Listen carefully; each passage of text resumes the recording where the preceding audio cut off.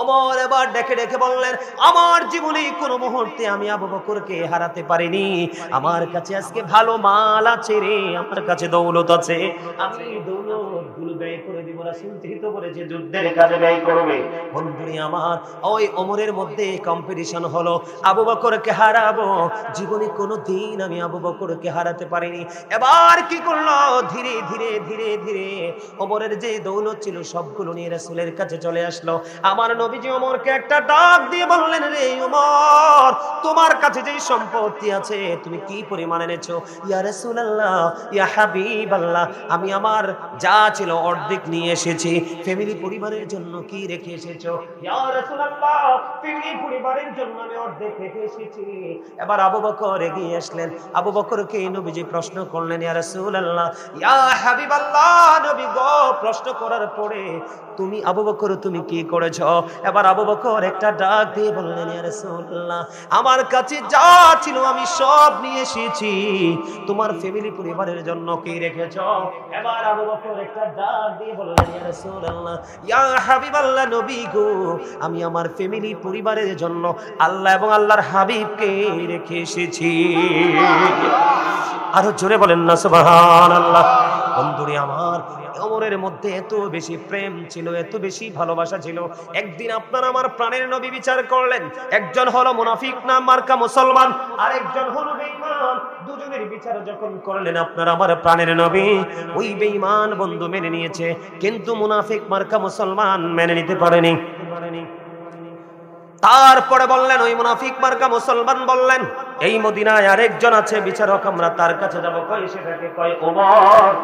ওমরের কাছে দুজন মিলে গেলেন। যাওয়ার পরে ওই বেঈমান একটা ডাক দিয়ে বলল, ওমর, তোমাদের নবী মুহাম্মদ ফয়সালা দেওয়ার পরেও কি আর কারো ফয়সালা দেওয়ার সুযোগ থাকে? এবার ওমর একটা ডাক দিয়ে বললেন, আমার নবী কি ফয়সালা দিয়েছে? কয় হ, তোমার নবী ফয়সালা দিয়েছে রে ওমর, আমার দিকে ফয়সালাটা এসেছে। এবার ডাকটা দিতে দেরি, ওমর বলল, তোমরা একটু ওয়েটিং থাকো, তোমরা একটু বসো, আমি একটু আসি। ভিতরে গেলেন, উন্মুক্ত তরবারি নিয়ে আসলেন।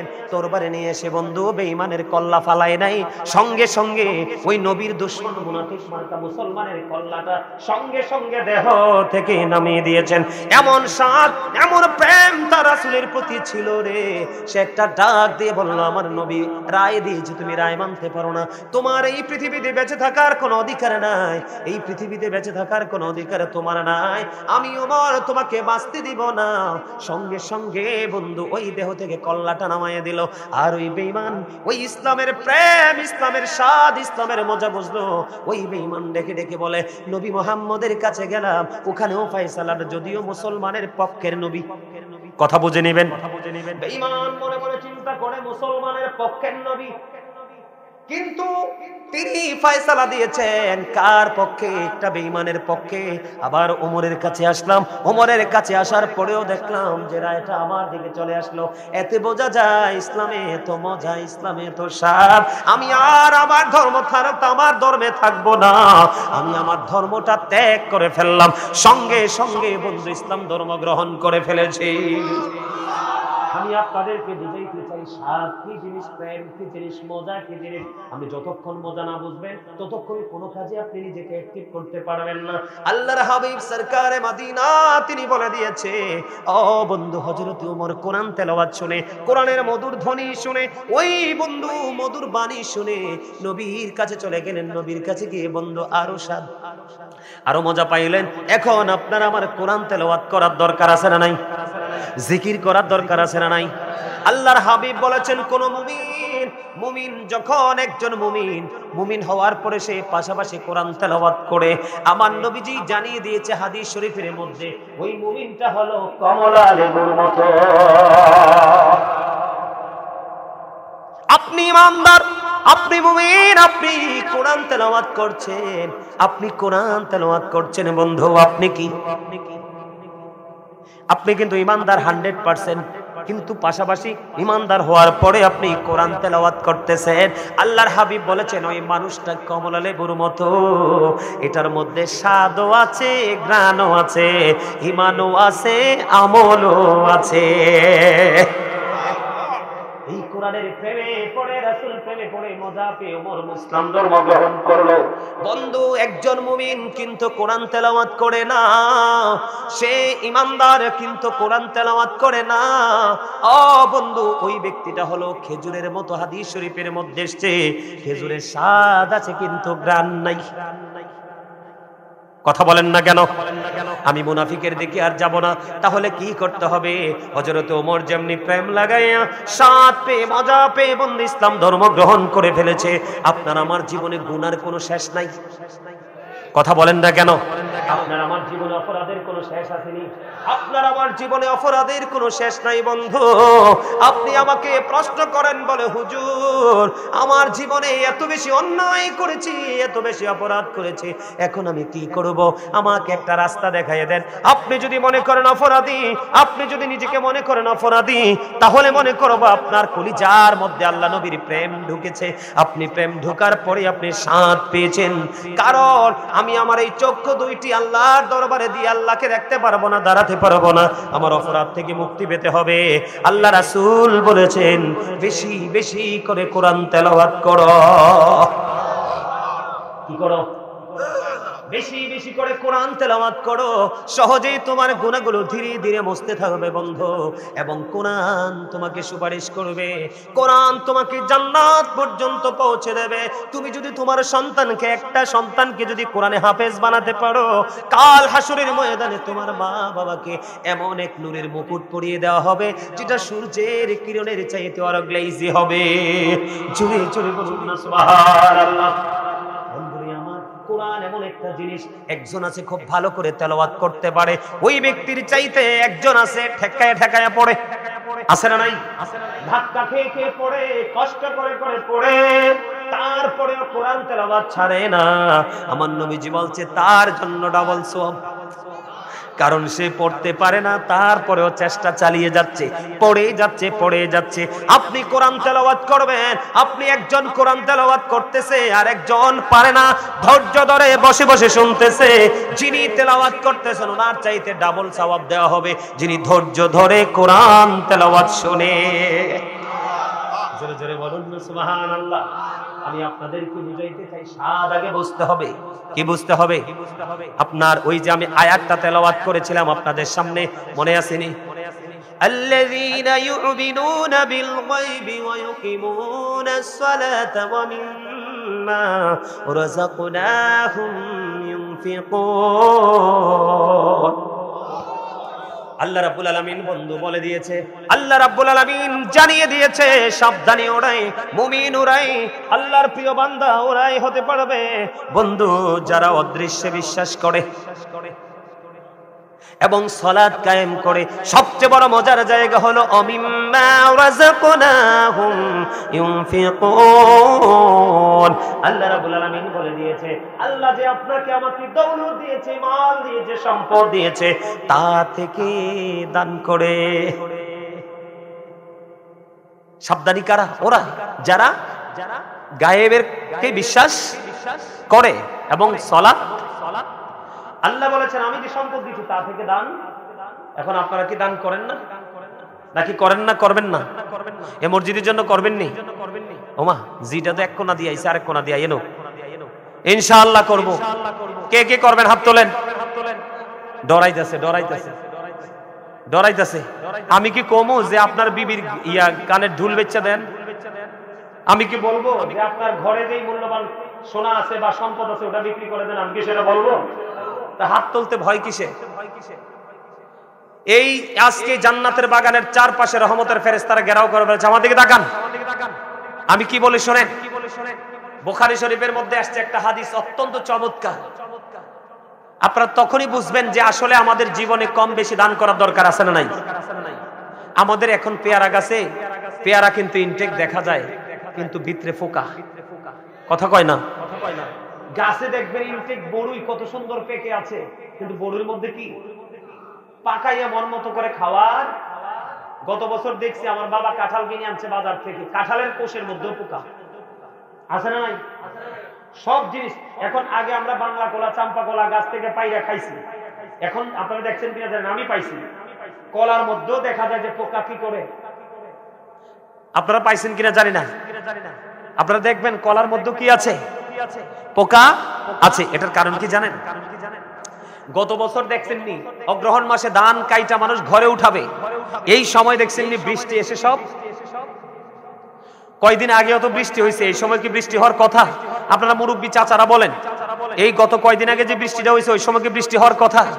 এই সময় চরাঞ্চলে মাঠে আপনার শাক সবজিতে ভরপুর থাকে, গরুও তো এই সময় কফি খায় না। আমি ছোট থাকতে দেখছি গরুও কফি খায় নাই, আর এখন আমরা মানুষে খাইতে পাই না। কেন? জমিনের ফসল নষ্ট হয়ে যাচ্ছে, হচ্ছে কি হচ্ছে না? এই জন্য আমাদের সবকিছু কি হয়ে যাচ্ছে, আর আমাদের কাছে খাবার পর্যাপ্ত থাকলেও আমরা খেতে পারতেছি না। তার কারণ হচ্ছে একদিকে জমিনে ফসল নষ্ট হচ্ছে, আর জমিনে ফসল যদি নষ্ট না হয় আপনি আমি নিজেকে নষ্ট করে ফেলছি। যেমন ডায়াবেটিস রোগ বডিতে ঢুকে গেছে, আপনি আমি চাইলেও কিন্তু কি করতে পারি না, আপনি আমি চাইলেও কি করতে পারি না। সামনে খাবার থাকলে আমরা খাইতে পারি না, পারি? কথা বলে না, পারি? আমাদেরকে দেখান বন্ধু, এক পথচারী, বুখারী শরীফের মধ্যে এসেছে হাদিস খানা, এক পথচারী এক বিশাল পাহাড়ের উপর দিয়ে হাঁটে। ও বন্ধু, হাঁটতে হাঁটতে হাঁটতে হাঁটতে তিনি কোন গন্তব্যের দিকে যাচ্ছে হাদিস শরীফের মধ্যে এসেছে, আপনারা খেয়াল করবেন। হাঁটতে হাঁটতে হাঁটতে হাঁটতে সামনের দিকে যায়, হঠাৎ করে বন্ধু পথিমধ্যে গায়েব থেকে একটা আওয়াজ আসলো, অমুকের জমিনে পানি দাও।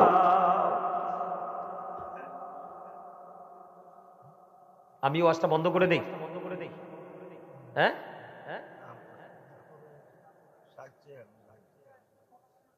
আপনার এখানে যারা বসছে ওরা দিবে তো? আমার মনে হয় আমার চেয়ে বেশি তার আপনাদের কারোরই নাই। আপনি আজকে মাহফিল করে ঘরে ঘুমাবেন, আর আমি প্রত্যেকদিন ডিউটি করতে হবে, কিন্তু আমার মধ্যে কোনো তাড়াহুড়া নাই, আমার মধ্যে কোনো টেনশন নাই। আপনারা কোন তাড়াহুড়া করতেছেন এটা বুঝতেছেন? বেয়াদবি তো। কথাগুলো কোরআন এবং হাদিসের। আমার মন কথা একটা কথা বলছি আমি এখানে, যে আমি এটা করেছি, আমি ওটা করেছি, আমার এই ক্রেডিট আছে, আমার এই গুণ আছে, এটা একবার বলছি? আপনার দুইটা লাগবে। কয়টা লাগবে? মানুষগুলোকে আগে মজা বুঝাইতে হবে, এটার স্বাদ কত, মজা কত। তখন ডোল থেকে বস্তা ভরা ধান এনে মসজিদে দিয়ে দিবে। আমি যখন মসজিদ করছি আমি চিনিও না, জানিও না, আমি আমার জায়গায় আমার গ্রামে চলে গেছি রে ভাই। মানুষ তো চলে যেয়ে ফোন দিছি, আমি হঠাৎ করে ফোন রিসিভ করছি, বুঝছেন? ফোন রিসিভ করার পরে বলতেছে, হুজুর আপনি একটা মসজিদ করতেছেন, আমি জানতে পেরেছি আপনার মসজিদে কিছু টাকা দিব। আপনি কোথায়? আমি তো অমুক জায়গায়। হুজুর টাকা দিব কার কাছে? আমি আপনি এত দূরে চলে গেছেন, তা আমার একটা কাকা আছে, আমি কই কাকার কাছে দিয়ে আসেন। ওই যে মজা বুঝছে, আমি কে, আমার বাড়ি কই, ঘর কই, সেটা ওনার দেখার বিষয়। ওনার দেখার বিষয় হলো মসজিদ হচ্ছে, মসজিদে আমার 2টা টাকা লাগাইতে হবে। ওনার মিশন হচ্ছে ওইটা। কি আমার বাড়ি কই, ঘর কই, আপনার মসজিদে আমার হক আছে, আমার মসজিদে আপনার হক আছে। বৃষ্টিটা নির্দিষ্ট একটা সীমার মধ্যে পড়তেছে, ওখান থেকে বৃষ্টির পানিটা নির্দিষ্ট একটা জায়গা দিয়ে নিচে নালার দিকে চলে যাচ্ছে। নালার দিকে যখন বন্ধু পানিটা চলে যাচ্ছে, যিনি ওই পথচারী তিনি আশ্চর্য হয়ে গেলেন। কি আশ্চর্য ধরনের প্রেমের খবর! হঠাৎ করে শুনতে পেলাম গায়েব থেকে একটা আওয়াজ আসলো, অমুকের জমিনে পানি দাও। আর তৎক্ষণাৎ কালো মেঘ দমলো, বৃষ্টি শুরু হলো। আমাদের বাংলাদেশে যখন বৃষ্টি এসে পানিটা বিভিন্ন দিকে ছড়িয়ে ছিটিয়ে যায়, কিন্তু ওই বৃষ্টির পানিটা বন্ধু সুন্দর করে একটা নালা দিয়ে নিচের দিকে চলে গেল। ওই পথচারীর কাছে প্রেমটা একটু রহস্যময় মনে হলো। উনি কি করলেন? উনি বন্ধু অন্যদিকে কোনো দিকে না গিয়ে ওই পানির নালার সাথে সাথে তিনি নিচের দিকে চলতে শুরু করলেন। চলতে চলতে চলতে চলতে নিচের দিকে যাইয়া দেখলেন ওই পানিটা একটা গর্তের মধ্যে বন্ধু জমা হচ্ছে। আর একজন ব্যক্তি তিনি কি করছে, বেলচা দিয়া পানিটা উঠাইয়া উঠাইয়া ওনার ওই জমিনের মধ্যে দিচ্ছে। এবার বন্ধু ওই পথচারী ডাক দিয়ে জিজ্ঞেস করলো, বন্ধু আমার একটা জিনিস জানার আছে। কয় বলো, কি জানবে? কয় আমার জানতে বড় মনে চায়, তোমার নামটা কি? হাদিস শরীফের মধ্যে আমি নামটা পাই না বন্ধু, এই জন্য নামটা বলতে পারিনি। ওই পথচারী যখন প্রশ্ন করলো, উনি বললেন আমার নাম অমুক। আপনার জীবনে কি এমন আমল করেছেন, আপনার জীবনে কি এমন তাকওয়া আছে, আপনার জীবনে কি এমন স্বাদ পেয়েছেন আমল করে, ওই স্বাদের কারণে আজকে আমি এটা দৃশ্যটা দেখতে পেলাম। এবার ওই ব্যক্তি যিনি পানি জমিনে উঠায়, জমিনের মধ্যে উঠাইয়া দিচ্ছে, এবার তিনি ডাক দিয়ে বললেন, আপনি যেই জমিনের মধ্যে আমাকে পানি পানি উঠিয়ে দিতে দেখতে পাচ্ছেন, এই জমিনটার মধ্যে যখন ফসল হয়, আমার এই জমিনের মধ্যে যখন ফসল হয় রে, আমি 3 ভাগে ভাগ করি ফসলটাকে। একটা ভাগ আমি, প্রথম ভাগ আমি আল্লাহর সন্তুষ্টির জন্য খরচ করে দেই, আর দ্বিতীয় ভাগটা আমি আমার ফ্যামিলি পরিবারের জন্য জমা করে রাখি, আর তৃতীয় ভাগটা আমি আবার পুনরায় আগামী বছর বীজ বপনের জন্য রেখে দেই। এই কারণে আমার মাঠে যখন ফসলটা নষ্ট হয়ে যাচ্ছে, আমার আল্লাহ আকাশের কালো মেঘকে একটা ডাক দিয়ে দিল, ও বৃষ্টি মেঘ, তুমি পৃথিবীতে বৃষ্টি হয়ে যাও, আমার পাগল বান্দার ফসলটা নষ্ট হয়ে যায়, কারণ তার এই ফসল থেকে একটা ভাগ আমি আল্লাহর জন্য কুরবানি করে দেয়।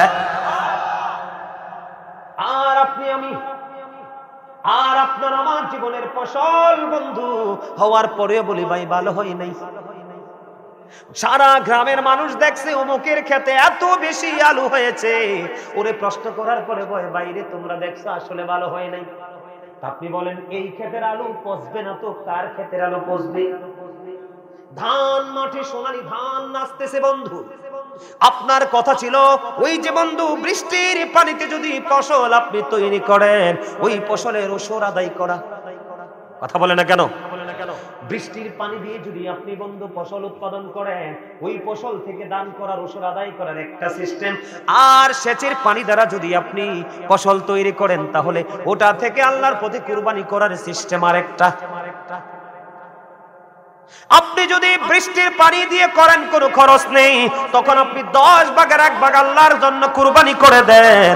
আর আপনি যখন সেচের পানি দিয়ে করেন, কৃত্রিম ভাবে পানি উঠায় যখন ফসল তৈরি করেন, তখন আপনি 20 ভাগের 1 ভাগ দিয়ে দেন। আপনি খেয়াল করেন ইসলাম কত মজার, ইসলাম কত শান্তির, ইসলাম কত স্বাদের। আমার আল্লাহ জানে আমার বান্দা পানিটা পর্যন্ত কিনা, আমি তাকে দুনিয়া তো বাঁচাই দিলাম, আবার উপরে আসার পরেও যেন সে অ্যারেস্ট হইতে না হয়, আমি ওই ব্যবস্থাও করে দিলাম। তুমি যেহেতু কষ্ট করে পানি কিনে ফসলটা তুমি কি করলা, ফসলটা ফলাইলা, এই জন্য আল্লাহ রাব্বুল আলামিন আল্লাহর হাবিব জানিয়ে দিয়েছে 20 ভাগের 1 ভাগ দাও।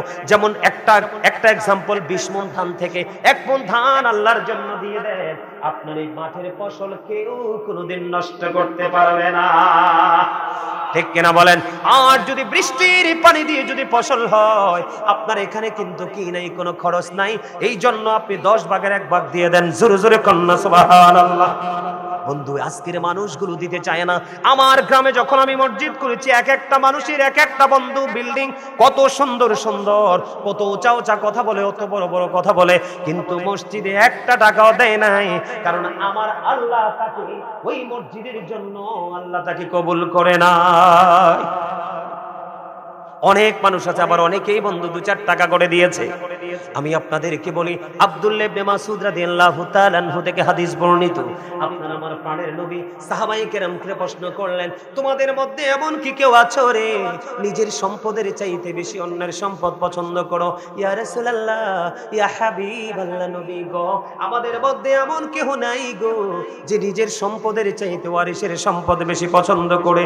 এবার আমার নবীজি একটা ডাক দিয়ে বললেন, তোমরা ইন্তেকাল করার আগে আল্লাহর সন্তুষ্টির জন্য যা দান করে যাও, ওই সবগুলো হলো তোমার সম্পদ, আর যা তুমি পৃথিবীতে মৃত্যুবরণ করার পরেও রেখে যাও, এই সবগুলো হলো তোমার ওয়ারিসের সম্পদ। বুঝতে পারছেন নি কিছু? কি বুঝতে পারছেন? আপনার জীবনে যা দান করে গেলেন, এগুলাই মূলত আপনার সম্পদ। কারণ হলো একটা মানুষ যখন ইন্তেকাল করে, একটা মানুষ যখন মারা যায়, ও বন্ধু, তখন তার আর কোনো জাহিরি ক্ষমতা থাকে না। আধ্যাত্মিক ক্ষমতা দিয়ে আপনি পৃথিবী থেকে কোনো কিছু নিতে পারবেন না। জাহিরি ক্ষমতা জাহিরি ভাবে কাজে লাগানো যায়, বাতিনি ক্ষমতা বাতিনি ভাবে কাজে লাগানো যায়। আপনি যখন চলে যাবেন, সোনা গয়না বাড়ি গাড়ি টাকা পয়সা সব কিছু বন্ধু আপনি রেখে গেলেন, এগুলো যদিও আপনার জমানো সম্পদ, যদিও বন্ধু এগুলো আপনার উপার্জিত সম্পদ, আল্লাহর হাবিব বলেছেন সম্পদ, এগুলোতে তোমার আর কোনো মালিকানা নাই। তোমার ছেলেটা দিয়ে মদ খেতে পারে, জুয়া খেলতে পারে। ও বন্ধু, আমি আপনাকে বলি, সন্তানকে বড়লোক বানায় যাওয়ার চিন্তা করিয়েন না, সন্তানকে সুশিক্ষায় শিক্ষিত করে যাওয়ার চেষ্টা করবেন। কারণ সুশিক্ষার চাইতে, ন্যায় পরায়ণতার চাইতে, আদবের চাইতে উত্তম সম্পদ কোনো পিতা মাতা তার সন্তানকে দিতে পারে না।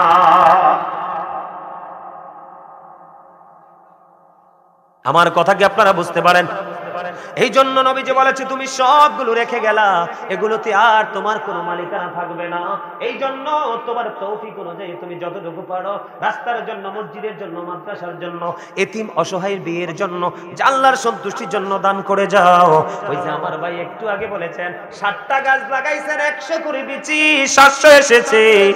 এটা না, এইটাও তো আছে আল্লাহর কোরআন হাদিস শরীফের মধ্যে এসেছে। আল্লাহ রাসূল বলেছে, ছোট্ট একটা বাচ্চা যখন তুমি গাভীর, গরুর কিনবা, ছাগলের কিনবা, ভেড়ার কিনবা, মুরগ বা মুরগি, যেটাই তুমি কিনো, ছোট্ট বাচ্চা বড় হবে, প্রাপ্তবয়স্ক হবে, তারা আবার বাচ্চা দিবে, বাচ্চা বড় হয়ে আবার বাচ্চা দিবে। এমনি করে করে একটা গরু থেকে পুরো ঘর যেমনি ফিল আপ হয়ে যায়।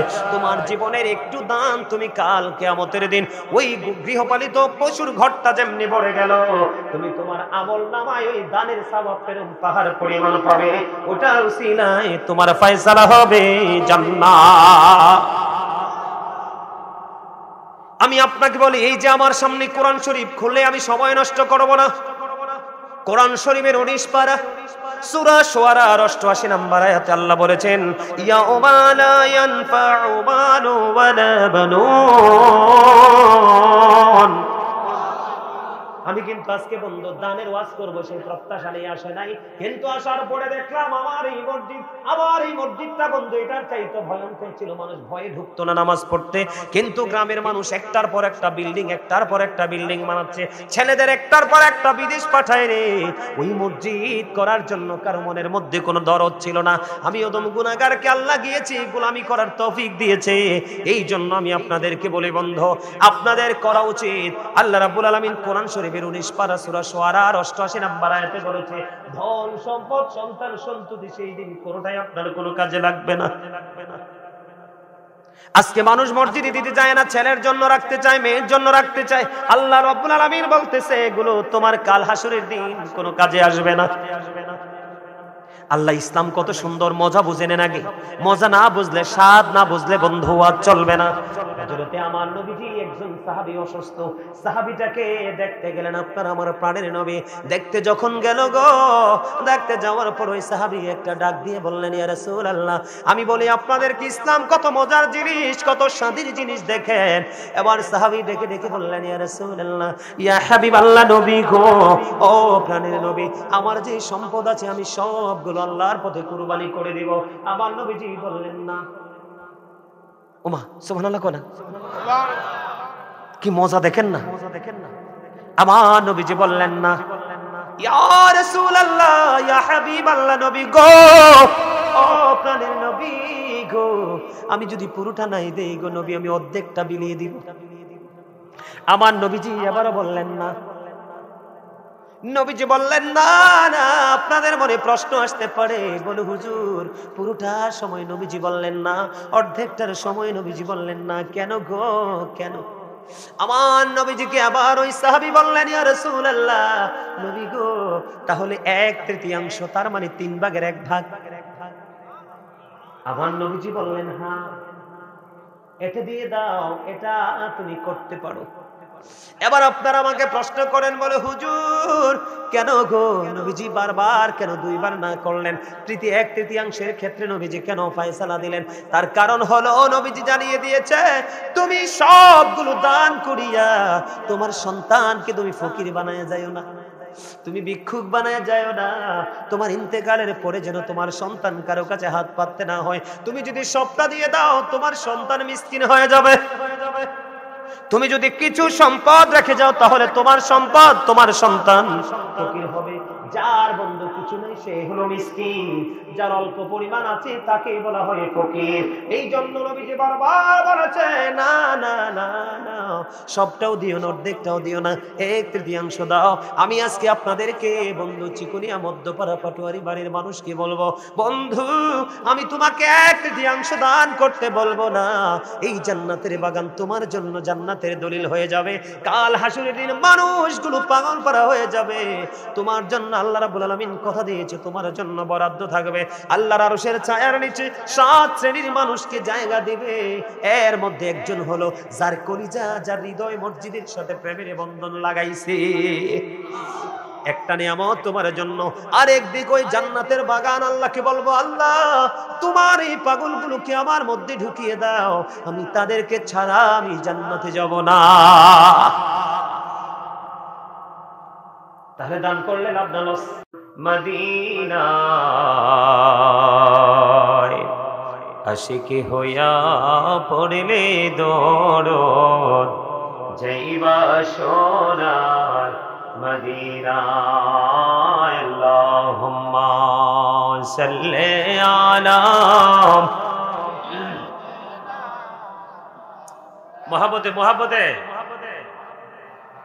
মদ ওয়ালা আলি সাইয়্যিদিনা মাওলানা মুহাম্মদ। মোরা সবাই গুনাহগার গো, এসেছি আপনার দরবারে। জড় সিলাই সৃষ্টি করছেন, মাফ করেন তার খাতিরে।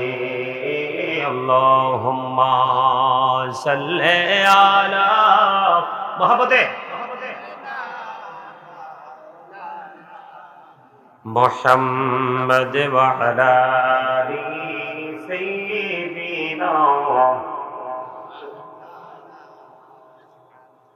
মুহাম্মদ। লা ইলাহা ইল্লাল্লাহ, লা ইলাহা লা ইলাহা ইল্লাল্লাহ, লা ইলাহা। রে কত সুন্দরী মদিনা, কেমনে যাব জানি না। রে কত সুন্দর মদিনা, কেমনে যাব জানি না। রে দয়া করো দয়াল আল্লাহ, দয়া করো নসিব করো মদিনা। লা ইলাহা ইল্লাল্লাহ, লা ইলাহা।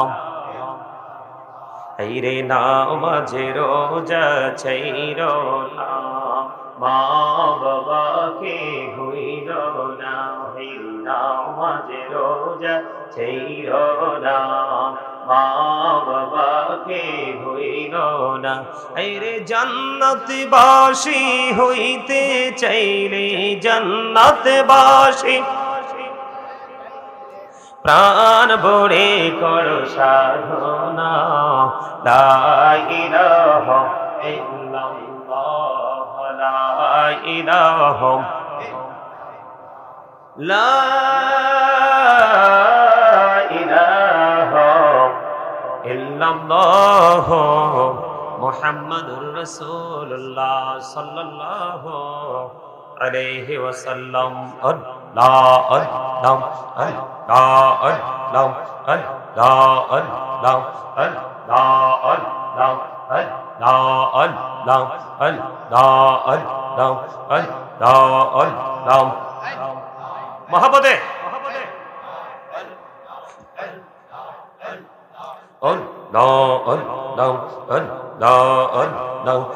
হুকুম করে নাও গো দয়াল, করিও না পর। তোমার প্রেমের আলোয় ভরে, তোমার প্রেমের আলোয় ভরে দাও গো মনের ঘর। আল্লাহ আল্লাহ আল্লাহ আল্লাহ আল্লাহ আল্লাহ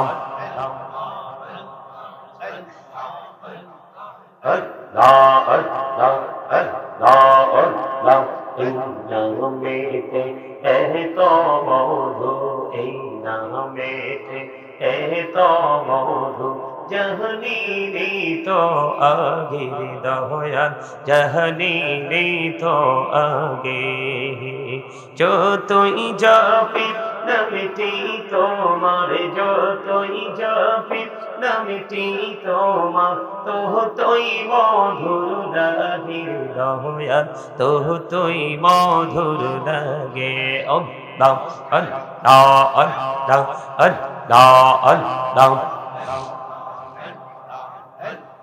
Allah, Allah, Allah, Allah, Allah, Allah, Allah, Allah, Allah, Allah, ehi armaje, ehi armaje, kisher koro khela, पीछे दिखे चया देखो पीछे दिखे चया देखो जो भी जय तुर बेहारी अल्लाह अल्लाह अल्लाह अल्लाह अल्लाह अल्लाह अल्लाह अल्लाह अल्लाह अल्लाह अल्लाह तंबुदिया नकरी बंदा तनी बड़िया रे पहाड़ बड़िया डकिले रे बंदा पन बड़िया डकिले रे बंदा कोहना करबो मा अल्लाह अल्लाह अल्लाह अल्लाह अल्लाह अल्लाह अल्लाह अल्लाह अल्लाह अल्लाह মনটা শুধু খুঁজে দিবানিছি কেমন করে বলবো রে দয়াল কেমন করে বলবো রে দয়াল তোমায় ভালোবাসি আল্লাহ আল্লাহ আল্লাহ আল্লাহ আল্লাহ মাশাআল্লাহ আল্লাহ আল্লাহ আল্লাহ আল্লাহ আল্লাহ আল্লাহ আল্লাহ আল্লাহ আল্লাহ মনে বড় আশা আছে যাব মদিনা পাখি হলে ওরে ওরে পাখি হলে ওরে ওরে যাব সোনার মদিনা মনে বড় আশা আছে যাব মদিনা আল্লাহ আল্লাহ আল্লাহ আল্লাহ আল্লাহ আল্লাহ লা ইলাহা ইল্লাল্লাহ মুহাম্মাদুর রাসূলুল্লাহ সাল্লাল্লাহু আলাইহি ওয়াসাল্লাম জোরে জোরে বলুন আলহামদুলিল্লাহ উপস্থিত সম্মানিত উলামায়ে কেরাম দাড়ি পাকা আমার মুরব্বী বাবারা আমন্ত্রিত অতিথিবৃন্দ যুবক ভাইয়েরা পর্দার অন্তরালে রয়েছেন আমার মা বোনেরা বিশেষ করে আজকে চিকুনিয়া মধ্যপাড়া পাটোয়ারি বাড়ি জামে মসজিদের উদ্যোগে আজকে বাৎসরিক ওয়াজ ও দোয়ার মাহফিলের আয়োজন করা হয়েছে যারা টাকা দিয়ে পয়সা দিয়ে অর্থ দিয়ে বুদ্ধি দিয়ে শ্রম দিয়ে সার্বিক সহযোগিতার মাধ্যমে আজকের জান্নাতের বাগান সাজিয়েছেন সকলের প্রতি আমার আন্তরিক সালাম আসসালামু আলাইকুম ওয়া রাহমাতুল্লাহি ওয়া বারাকাতুহু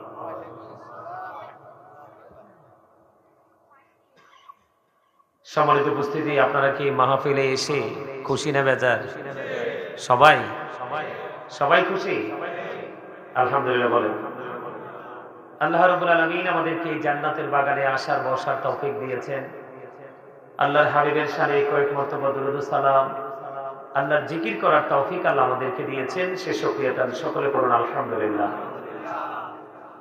আমি আপনাদেরকে বলি গোটা পৃথিবীতে যেভাবে বেঈমান কাফেরেরা মুসলমানকে ধ্বংস করার জন্য উঠে পড়ে লেগেছে। এই পরিস্থিতি দেখার পরেও কি আমরা মুসলমানরা ঘরে বসে থাকার কোনো অবকাশ আছে? কথা বলেন। আপনারা দেখছেন কিনা জানি না, ইসরায়েল নতুন করে আবার নতুন নতুন দেশে হামলা শুরু করে দিয়েছে। দেখেন নাই? কথা বলে না। আমরা বাংলাদেশের মানুষ। আমরা কোন দেশের মানুষ? আমরা বাংলাদেশের মানুষ। আপনার প্রত্যেকটা দেশেই কিন্তু পক্ষে বিপক্ষে লোক থাকে, থাকে না? আপনার আমার মধ্যেও কিন্তু মত পার্থক্য থাকতে পারে, কিন্তু আমরা মুসলমান হিসাবে, একজন বাঙালি হিসাবে, বাংলাদেশের মানুষ হিসাবে আমরা সবই একই প্ল্যাটফর্মে আসতে চাই। চাই কি চাই না? যদি আমরা না চাই তাহলে কিন্তু আমাদের ফিউচার কিন্তু মোটেও ভালো হবে না। আমাদেরকে খেয়াল করতে হবে। এই কথাটা এই জন্য বলেছি, আপনারা দেখবেন বেঈমান কাফেরেরা যখন তারা কোনো কাজ করে, তাদের কোনো ধর্মীয় উপাসনালয়ে যখন যায়, আপনারা দেখবেন তাদের মধ্যে কোনো ধরনের কোনো কার্পণ্যতা থাকে না। কিন্তু আমরা মুসলমান, আমাদের যে ধর্মীয় উপাসনালয় আছে, আমাদের যে ধর্মীয় সংস্কৃতি রয়েছে, এগুলোর চর্চা যখন আমরা করতে আসি, ম্যাক্সিমাম লোকই খামখেয়ালি করে, নিজের মতো করে নিজে থাকে, চলাফেরা করে। আর এটা হচ্ছে আমাদের মুসলমানদের জন্য সবচেয়ে বড় অসুবিধার কারণ। মনু, কথা কোয়া যাইবে না, হিসাব নিকাশের বহু সময় পাইবেন। ঠিক আছে? ওকে, ঠিক আছে। আপনারা সবাই সত্যি খুশি? আরো জোরে বলেন, বেশি খুশি না কম খুশি? বেশি খুশি। বেশি খুশি যারা আল্লাহ আল্লাহ রাসূলের গোলামি করতে গিয়ে বেশি খুশি হয়। আল্লাহ এবং আল্লাহর হাবিবও তাদের প্রতি বেশি খুশি থাকে। এবং রাসূল বলেছেন সবচেয়ে বড় ভয়ঙ্কর যে জায়গা কাল হাসরের ময়দান। যারা এই পৃথিবীতে বেশি খুশি, কাল হাসরের ময়দানে রাসূলকে তারা খুব বেশি কাছে পাবে। এই আপনারা এখানে উপস্থিতি কম, তাতে আমার বিন্দু পরিমাণ কোনো দুঃখ নেই। কারণ অসংখ্য অগণিত অমনোযোগী উপস্থিতির চাইতে মনোযোগী উপস্থিতি, প্রেমিক উপস্থিতি, মুষ্টিবয় কয়েকজন অনেক বেটার। কি বলেন? হ্যাঁ, ঠিক না? এখন এখন বর্তমানে আমাদের দেশে এমন একটা পরিস্থিতি হয়েছে, মানে মাহফিলটাও কিন্তু একটা শুটিং স্পটের মতো হয়ে গেছে। বিতর্কিত, সমালোচিত এবং ইসলাম বিরোধী, সমাজের মধ্যে ফিতনা ফাসাদ, সমালোচনা যে বক্তব্যে সৃষ্টি করে, ওই বক্তাদের পিছনে মানুষ বেশি ছোটে। এটা কিন্তু আমরা মুসলমান হিসাবে আমাদের জন্য অত্যন্ত লজ্জাজনক, অত্যন্ত কলঙ্কজনক। এটা কি মাইকের জন্য দিছে? কামরা? ওরে বাবা রে, কামরা। আমার কথা আপনারা বুঝেন? আমি কিন্তু আপনাদের কাছে ওয়াজ করতে আসছি আজকে। আপনারা কি ওয়াজ শুনবেন? সবাই মন দিয়ে, নাকি মন দিয়ে শুনবেন? ঠিক আছে, তাইলে মন দিয়ে শুনলে আমি আপনাদের কাছে মন দিয়ে শোনার মতো আলোচনা করতে প্রস্তুত আছি। আপনারা সবাই মনোযোগ দিয়ে শুনবেন, হ্যাঁ? কারণ একটা হচ্ছে শুধু খাবার খাওয়া, আর একটা হচ্ছে খাওয়ার মতো খাওয়া। এই খাওয়ার মতো খাওয়া জিনিসটা হচ্ছে স্বাদের সাথে খাওয়া। কি? একটা হচ্ছে জাস্ট পেটে খিদা লাগলো, খেয়ে ফেললাম, পেটের খিদাকে মিটিয়ে দিলাম। আর একটা হলো পরিপূর্ণ স্বাদ, মজা লাগছে, খেয়েছি, এটা হচ্ছে খাওয়ার মতো খাওয়া। এবার অল্প খানার বেশি খা। ঠিক পবিত্র কাজ যেগুলো আমরা যখন দিনের কাজ করব, মসজিদে যাব, মাদ্রাসায় যাব, এরকম মাহফিলে আসব, তখনও কিন্তু আমরা এখানে কি করব? আমল করব, বসবো, কিন্তু বসার মতো বসবো। তাই তো? ওমা, কথা বলেন না। আপনাদের জিকির কিন্তু খুব চমৎকার ছিল। আমি কিন্তু অনেক জায়গায় জিকির করতে গেলে জিকির ছেড়ে দেই, মুসল্লিরা জিকির করতে জানে না, কিন্তু আপনাদের জিকির করার ধরনটা অসাধারণ ছিল। তা আমি বিশ্বাস করি আপনারা এত সুন্দর করে জিকির করেছেন, আমি বিশ্বাস করি আপনারা অনেক সুন্দর করে আলোচনাটাও শুনবেন। আমি সকলকে বিনীতভাবে অনুরোধ করব, এই মাহফিলটা কিন্তু প্রতিদিন হয় না, হয় প্রত্যেকটা এরিয়াতে বছরে একদিন হয়, এটা অনেক কাঙ্ক্ষিত একটা নিয়ামত, অনেক কাঙ্ক্ষিত একটা জিনিস। যারা ওই যে বললাম খাওয়া একটা, আরেকটা হচ্ছে খাওয়ার মতো খাওয়া। কথা বুঝে আসছে? তা আমি এই জন্য আপনাদেরকে বলবো,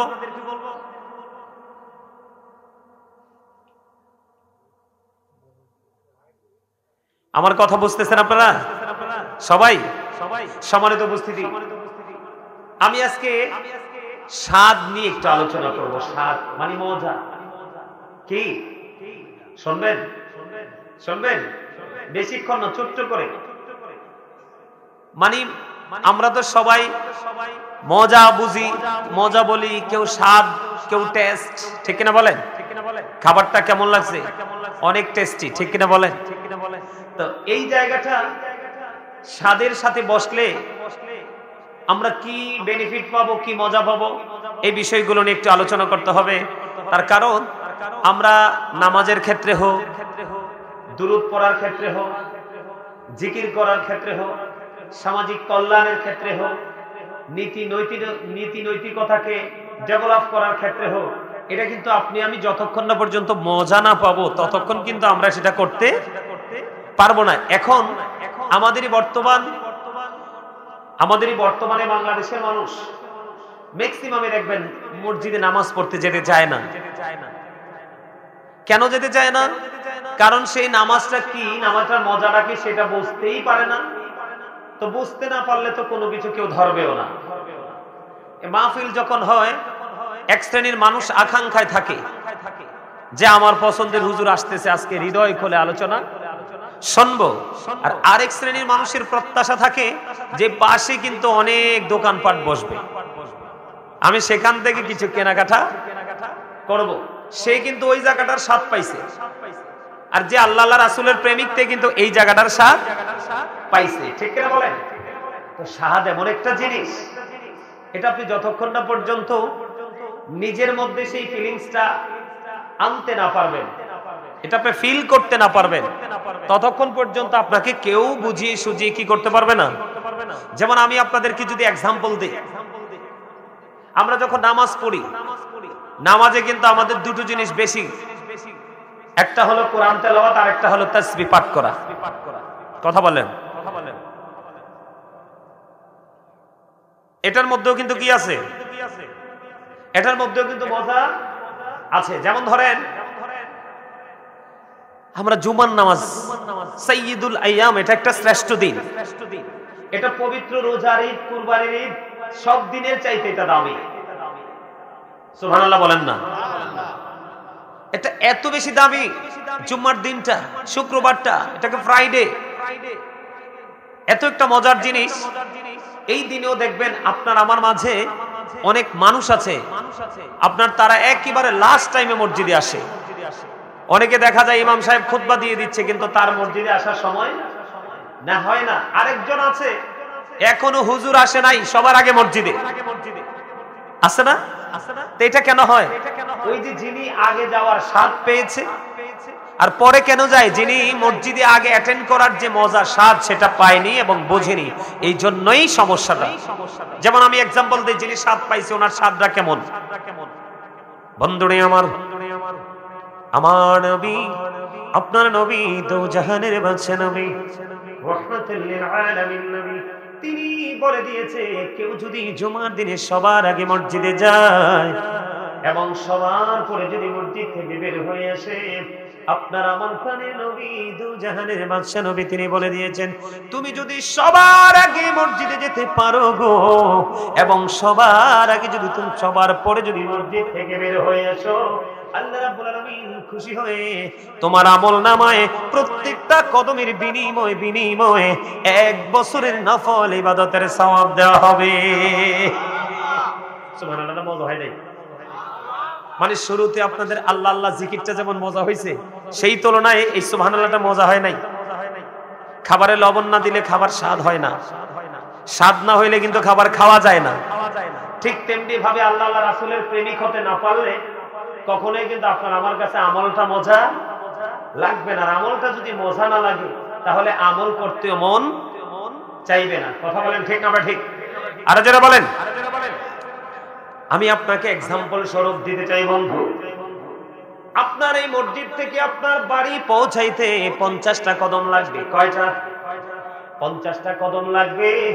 আপনার এই 50টা কদমের বিনিময়ে 50,000 বছরের ইবাদতের সওয়াব দেওয়া হবে, শুধুমাত্র সবার আগে আসা এবং সবার পরে বের হয়ে যাওয়ার কারণে। বলে হুজুর এখানটার মধ্যে রহস্যটা কি?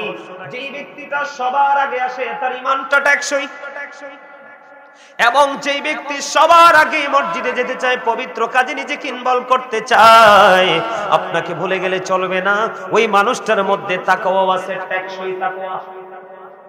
কি আছে? প্রেমও আছে, সত্য, ভয়ও আছে অনেক বিকট। এই কারণে তার মধ্যে প্রতিযোগিতা চলে আসে, আমি সবার আগে মসজিদে যাব এবং সবার পরে আমি মসজিদ থেকে বের হব। জোরে জোরে কন্যা সুবহানাল্লাহ। আর একটু মহব্বতে পড়ুন সুবহানাল্লাহ। বন্ধুরে আমার, মজাটা আপনাকে আগে নিতে হবে। আল্লাহ রাব্বুল আলামিন ডেকে ডেকে বলে, হাবিব আপনি আপনার উম্মতগুলোকে জানিয়ে দেন, আমি আল্লাহ কথা দিলাম তার ঈমান এবং তার তাকওয়ার কারণে আমি আল্লাহ তার আগে আসা এবং সবার পরে রিল্যাক্স মুডে ধীর স্থিরে মসজিদ থেকে বের হয়ে গেল। আমি তার নামাজ রোজা ইবাদত বন্দেগীর যত সওয়াব আছে সব সওয়াবের পরেও আমি মসজিদ থেকে যখন বের হয়ে তার বাড়ির দিকে রওনা দিবে, একটা কদম দিলে 1 বছরের ইবাদতের সওয়াব, 2টা কদম দিলে 2 বছরের ইবাদতের সওয়াব। তার মানে যে ব্যক্তি যত দূর থেকে আসবে তার আমলের পাওয়ারটাও তত বড় হবে। তাহলে এই মসজিদে আসা যাওয়ার দরকার আছে না নাই? আরো জোরে বলেন। এই মসজিদে আসতে হলে, যাইতে হলে, যেমন আমার এলাকার মধ্যে বন্ধু, আমি একটা মসজিদ আল্লাহ আমাকে দিয়ে করাইছে, মাত্র 5 মাসে কমপ্লিট করেছি। কয় মাস? 32 বছরের পুরনো মসজিদ ভেঙে চুরে পড়ছে। এক একজন বড় বড় বিল্ডিং বানাচ্ছে ফাউন্ডেশন দিয়ে, কিন্তু মসজিদে 10টা টাকা দেওয়ার মতো কেউ নেই। তখন 32 বছর পরে আমি এবার মাত্র 5 মাস, গত জানুয়ারি, এই জানুয়ারির 5 তারিখে 1 বছর পূর্ণ হবে। মসজিদ যত জানুয়ারির 5 তারিখে বন্ধ উদ্বোধন করেছি, তখন মানুষ ভয়ে মানুষ যেত না। এখন জুমা চলতেছে, মানুষগুলো ধীরে ধীরে মসজিদের দিকে আকৃষ্ট হচ্ছে। জোরে কোন সুবহানাল্লাহ। মানুষকে বুঝাইতে হলে, মানুষকে আকৃষ্ট করতে হলে আকৃষ্ট করার মতো পরিবেশ তৈরি করতে হয়। আর এই আকৃষ্টতা সবার দ্বারা সম্ভব হয় না। মসজিদের কাজ, মাদ্রাসার কাজ, এই পবিত্রতার কাজ সবার দ্বারা হয় না। যেই ব্যক্তি এটার স্বাদ বোঝে, মজা বোঝে, ওই ব্যক্তির জন্যই এই নসিবে, এই ব্যক্তির দ্বারাই এই নিয়ামত সাধিত হয়। ঠিক কিনা বলেন? আমি যদি আপনাদেরকে বলি বন্ধু, মসজিদ এমন একটা জিনিস, বাইতুল্লাহ আল্লাহর ঘর। আল্লাহর হাবিব সরকারে মদিনা তিনি বলে দিয়েছেন, যেই ব্যক্তি পৃথিবীতে বড় হোক বা ছোট হোক, বেড়া দিয়ে হোক বা টিন দিয়ে হোক অথবা মাটি দিয়ে হোক, যেইভাবে হোক, সে যদি নিয়ত করে একটা মসজিদ বানায়, কারণ যার ক্ষমতা যেমন আছে সে কিন্তু তেমনই করবে। আপনার ক্ষমতার বাইরে যাওয়ার কোনো আপনার ইখতিয়ার নাই, আর ইচ্ছে থাকলেও আপনি যেতে পারবেন না। এই জন্য আপনার আমার প্রাণের নবী তিনি বলে দিয়েছেন, যেই ব্যক্তি বন্ধু পৃথিবীর বুকে ছোট হোক বড় হোক মসজিদ বানাবে, আল্লাহ রাব্বুল আলামিন ওই ব্যক্তির জন্য আল্লাহর কুদরতি ভাবে তিনি জান্নাতে ঘর বরাদ্দ রেখেছে। জোরে জোরে বলেন না সুবহানাল্লাহ। আর জোরে আপনি একটু মহব্বতে পড়ুন না সুবহানাল্লাহ। সোহান, আপনারা কিন্তু সবাই জান্নাতের মেহমান। এই আমার দিকে তাকান, আপনারা কিন্তু এখানে কিসের মেহমান? জান্নাতের বাগানের মেহমান। আপনারা সবাই এখানে জান্নাতের মেহমান। আল্লাহ রাব্বুল আলামিন জান্নাতের মেহমানদের জন্য খাবারের ব্যবস্থা রাখছে, এর মধ্যে একটা খাবার হলো সুবহানাল্লাহ। আর জোরে। যেমন আপনি পৃথিবীতে দেহের প্রশান্তির জন্য কখনো চা খান, এটাও খাবার, কখনো কফি খান, সেটাও খাবার, তাই না? কখনো শরবত খান, এটাও খাবার, কখনো পানি খান, সেটাও, কখনো দুধ ভাত, কখনো মাছ ভাত, কখনো গোস্ত ভাত, আছে না নাই? সবই খাবার। ঠিক তেমনি আপনার আমার প্রাণের নবী তিনি জানিয়ে দিয়েছে, জান্নাতের বাগানে যখন আসবা, জান্নাতের বাগান থেকে তোমরা ফল খেয়ে নিও, ইয়া রাসূলুল্লাহ, ইয়া হাবিবাল্লাহ, সেই ফলটা কি? আমার নবীজি জানিয়ে দিয়েছে, ওই মসজিদ একটা জান্নাতের বাগান। এটা হলো চিরস্থায়ী বন্ধু, এটা ধ্বংস হবে না। কাল কিয়ামতের দিন যে ব্যক্তির প্রেম যত বেশি মসজিদের সাথে ছিল, ওই ব্যক্তিকে ছাড়া মসজিদ জান্নাতে যাবে না। এই যে আপনার পাশে মসজিদ, আবার পুনরায় নির্মাণ করতে হবে, কারণ বাংলাদেশে এখন এইরকম মসজিদ আর নাই। আছে? আপনারা দেখেন মজাটা কত। আল্লাহর হাবিব বলে দিয়েছেন, বন্ধু তোমরা যখন জান্নাতের বাগানে যাও, যেমন পৃথিবীর দেহের খাবার, কিসের খাবার? দেহের খাবার যেমন পৃথিবীতে বিভিন্ন কোয়ালিটির হয়, রুহের খাবারও আপনার আমার জন্য বিভিন্ন কোয়ালিটির। সুবহানাল্লাহ বললেন, এটা এক কোয়ালিটির খাবার। আলহামদুলিল্লাহ বললেন, এটা এক কোয়ালিটির খাবার। আল্লাহু আকবার বললেন, এটাও খাবার। লা ইলাহা ইল্লাল্লাহ বললেন, এটাও খাবার।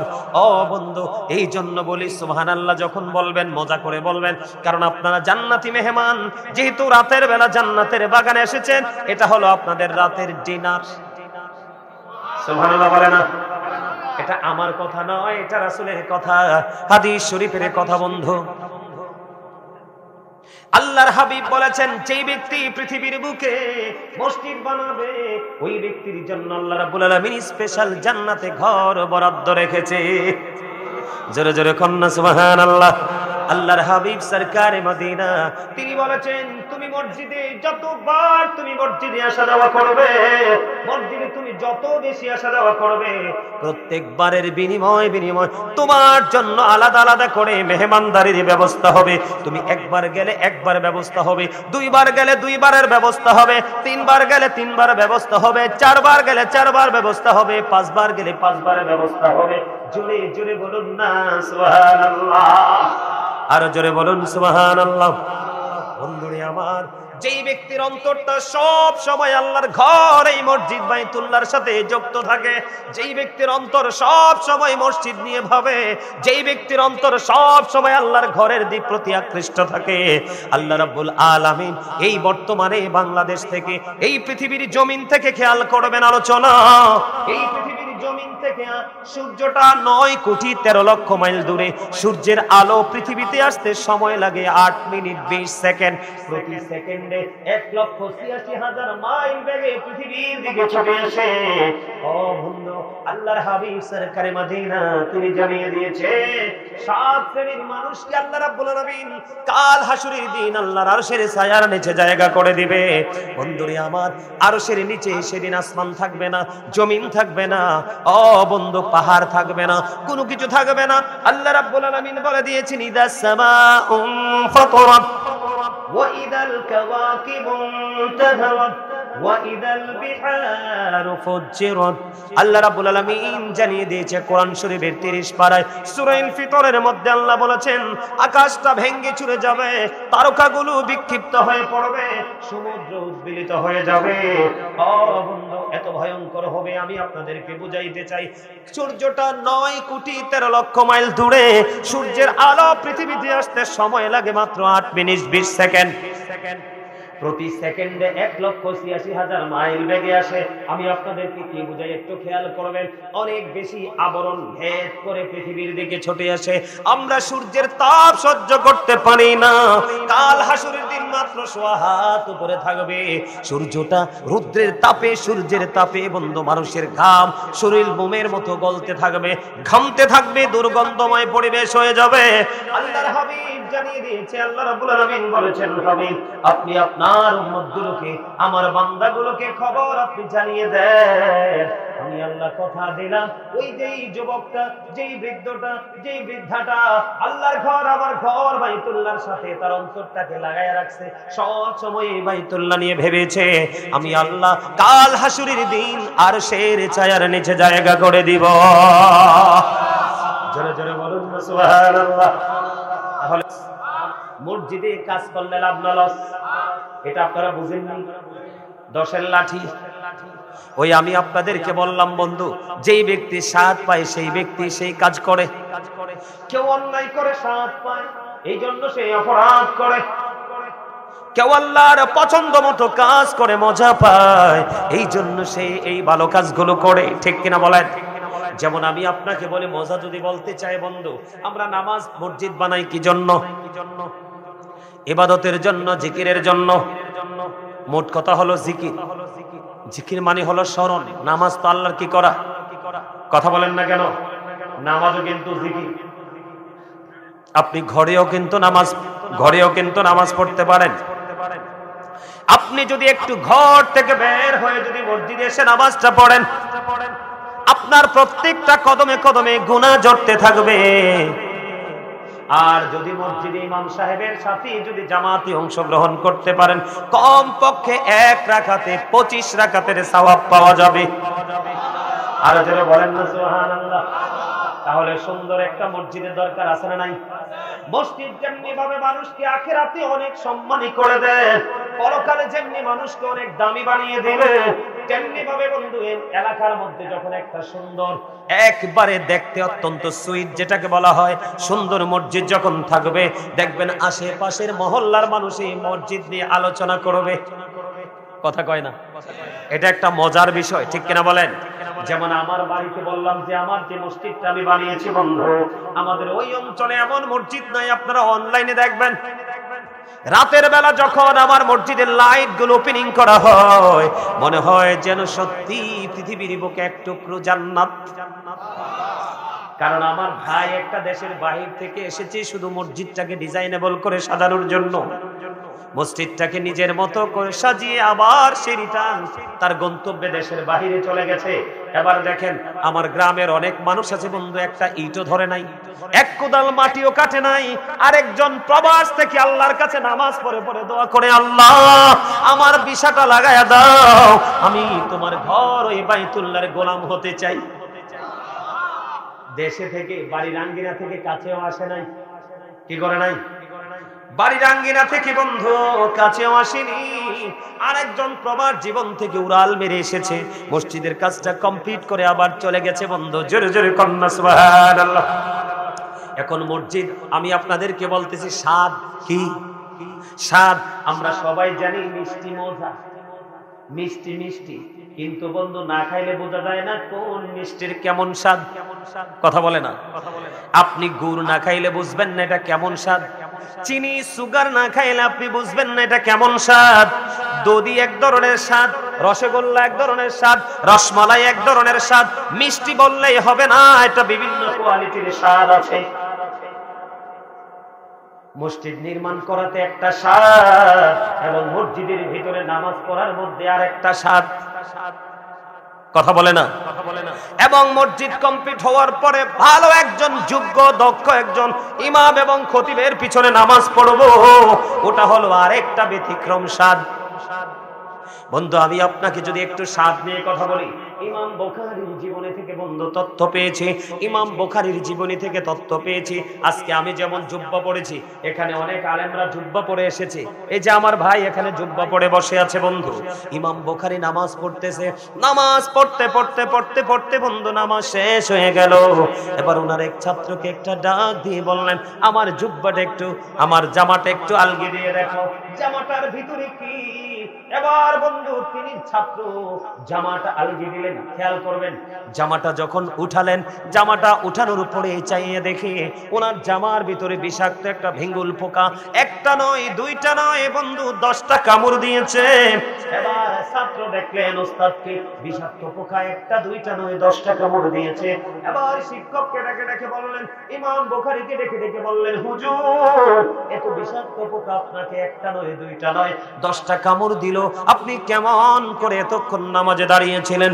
এবার ইমাম বুখারী একটা ডাক দিয়ে বললেন, আমি যখন নামাজে দাঁড়িয়েছি, নামাজে দাঁড়ানোর পরে আমি যখন কোরআন তেলাওয়াত শুরু করেছি, আমি কোরআন তেলাওয়াত করতে গিয়ে এত বেশি মজা পেয়েছি, ওই বিষাক্ত পোকার কামড় আমি অনুভবই করতে পারি না। ইমাম বুখারীর জীবনী থেকে বন্ধ পেলাম। আপনারা আবার খেয়াল করেন, ভেঙ্গুল পোকায় একটা কামড় দিলে কি সহ্য করা যায়? কথা বলেন না, ধৈর্য ধরা যায়? সহ্য করা যায়? যায় না, যায় না। কিন্তু বন্ধু ওই যে আমি বললাম স্বাদ এমন এক জিনিস, আপনি দেখবেন, আমি আপনাদেরকে এক্সাম্পল দেই, যখন আপনি নামাজে দাঁড়াবেন কত রকমের কথা আপনার মনে হবে। যখন কোনো মানুষ যেমন ধরেন একটা সিনেমা দেখতে গিয়েছে বন্ধু, পাশের ঘরে আগুন লেগে পড়ে ছাই হয়ে যায়, চিৎকার চেঁচামেচি শোনা যায়, কিন্তু তিনি কি করতেছে না, তিনি বুঝতেছে না, অনুভব করতে পারতেছে না, কান্নার আওয়াজ ওনার কানের মধ্যে ঢুকতেছে না, কারণ ওনার অন্তরের কান ওই নোংরামির দিকে। আমার কথা আপনারা বুঝেননি?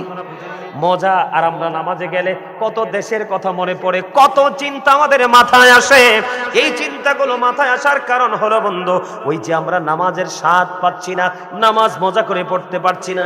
যেমন ধরেন কোরআন তেলাওয়াতের মধ্যে কোনো মনোযোগ নাই। ইমাম সাহেব যখন নামাজ পড়ায় বন্ধু, কত সুন্দর করে তেলাওয়াত করতে থাকে, আপনার আমার কিন্তু ভালো লাগে না শুনতে, কারণ আমার তো স্বাদ পাচ্ছি না এখানে, কারণ মনটা তো আমার উদাসীন। কথা বলেন না কেন? আমি যদি আপনাকে একটা কথা বলি বন্ধু, আপনার আমার জন্য বড় একটা নিয়ামত হলো একটা মসজিদ, আপনার আমার জন্য বড় একটা নাজাতের ফয়সালা হলো একটা মসজিদ। এই মসজিদ যদি বন্ধু 100 জনে মিলে বানায়, কাল হাসুরের দিন আল্লাহ রাসূলের হাদিস অনুযায়ী 100 জনের নামে দলিল হবে। সুবহানাল্লাহ বলে না? আপনার এখানে কিন্তু কোনো কারচুপি করার কোনো সুযোগ নাই। আপনার জায়গা কেনার পরে এখন আগে কিন্তু খারিজ করে হয়, কথা কয় না? খারিজ করলে এটা থেকে নখ ভিজাইতে পারেনি, মালিকানা দাবি করতে পারেনি। ঠিক তেমনি ভাবে আপনি যখন এই মসজিদে আল্লাহর ঘর, এই জান্নাতের বাগান বাইতুল্লাহতে যখন আপনি সময় দিবেন, আপনার নামে খারিজকৃত হয়ে যাবে এই জান্নাত। ওই জান্নাত আপনাকে চিরস্থায়ী জান্নাত উপহার দিবে, যেই জান্নাতের মধ্যে বন্ধু কোনো প্রস্রাব হবে না, যেই জান্নাতের মধ্যে কোনো পায়খানা হবে না, যেই জান্নাতের মধ্যে কোনো মলমূত্র ত্যাগ করবে না, যেই জান্নাতের মধ্যে মানুষ কোনো নাক ঝাড়বে না। জোরে জোরে করুন সুবহানাল্লাহ। আর জোরে বলেন না। বন্ধুরে আমার স্বাদ কেমন জিনিস, আমার দিকে তাকান, মজা কেমন জিনিস। আপনি যতক্ষণ না মজা পাবেন ততক্ষণ পর্যন্ত আপনার সফলতা অর্জন করা যাবে না। যেমন আমি আপনাদেরকে এক ব্যক্তি এসে বলল, এক ব্যক্তি এসে বলল আল্লাহর হাবিবকে, ইয়া রাসূলুল্লাহ, ইয়া হাবিবাল্লাহ, নবী গো, কিয়ামত কখন হবে গো নবী? এবার আবার নবীজি ডাক দিয়ে বললেন, তুমি কিয়ামতের দিনের জন্য কি প্রস্তুতি নিয়েছো? ইয়া রাসূলুল্লাহ, ইয়া হাবিবাল্লাহ, নবী গো, আমি কিয়ামতের দিনের জন্য কোনো প্রস্তুতি নিতে পারিনি। ইয়া রাসূলুল্লাহ, আমি আমার আল্লাহ এবং আল্লাহর হাবিবকে ভালোবাসি। সঙ্গে সঙ্গে আমার নবী জানিয়ে দিলেন, তুমি যাকে ভালোবাসো তার সাথে তুমি থাকবা। এখন আপনি তো পাগল হয়ে যাবেন। কি কথা বলে না? আল্লাহ তো কোরআনে বলছে, মাইয়ুতির রাসূলা ফাকাদ আতাআল্লাহ। আল্লাহ বলেছেন, হি হো ওবিস দা অ্যাবস্টিল ওবিস আল্লাহ।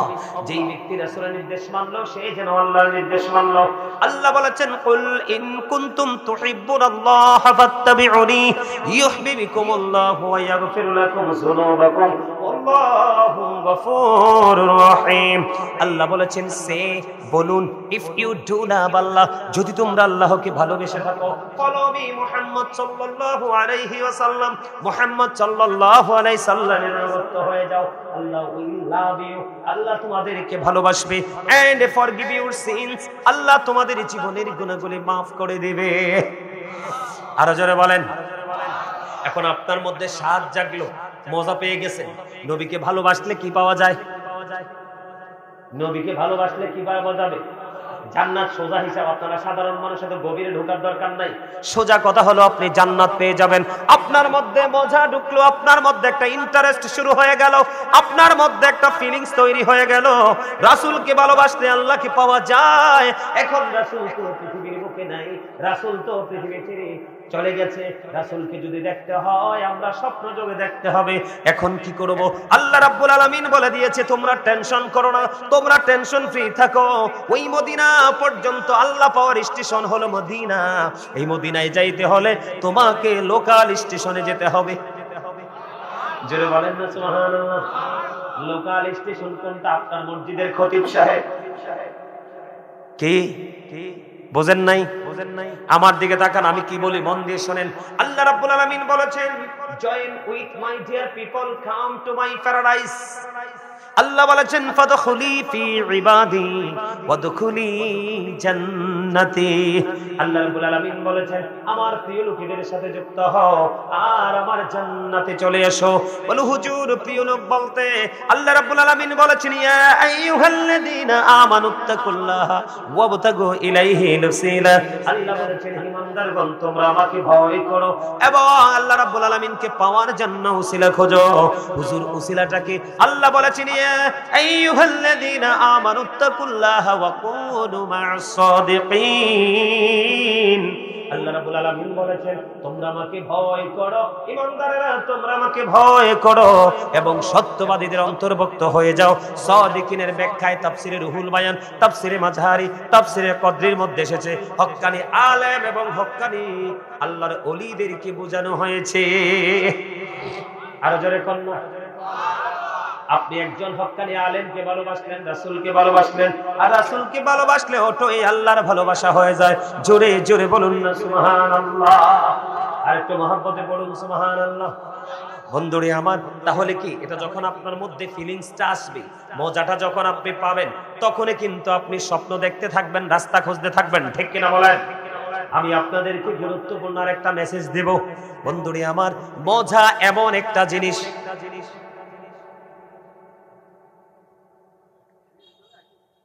স্বাদ এমন একটা জিনিস, মজা এমন একটা জিনিস।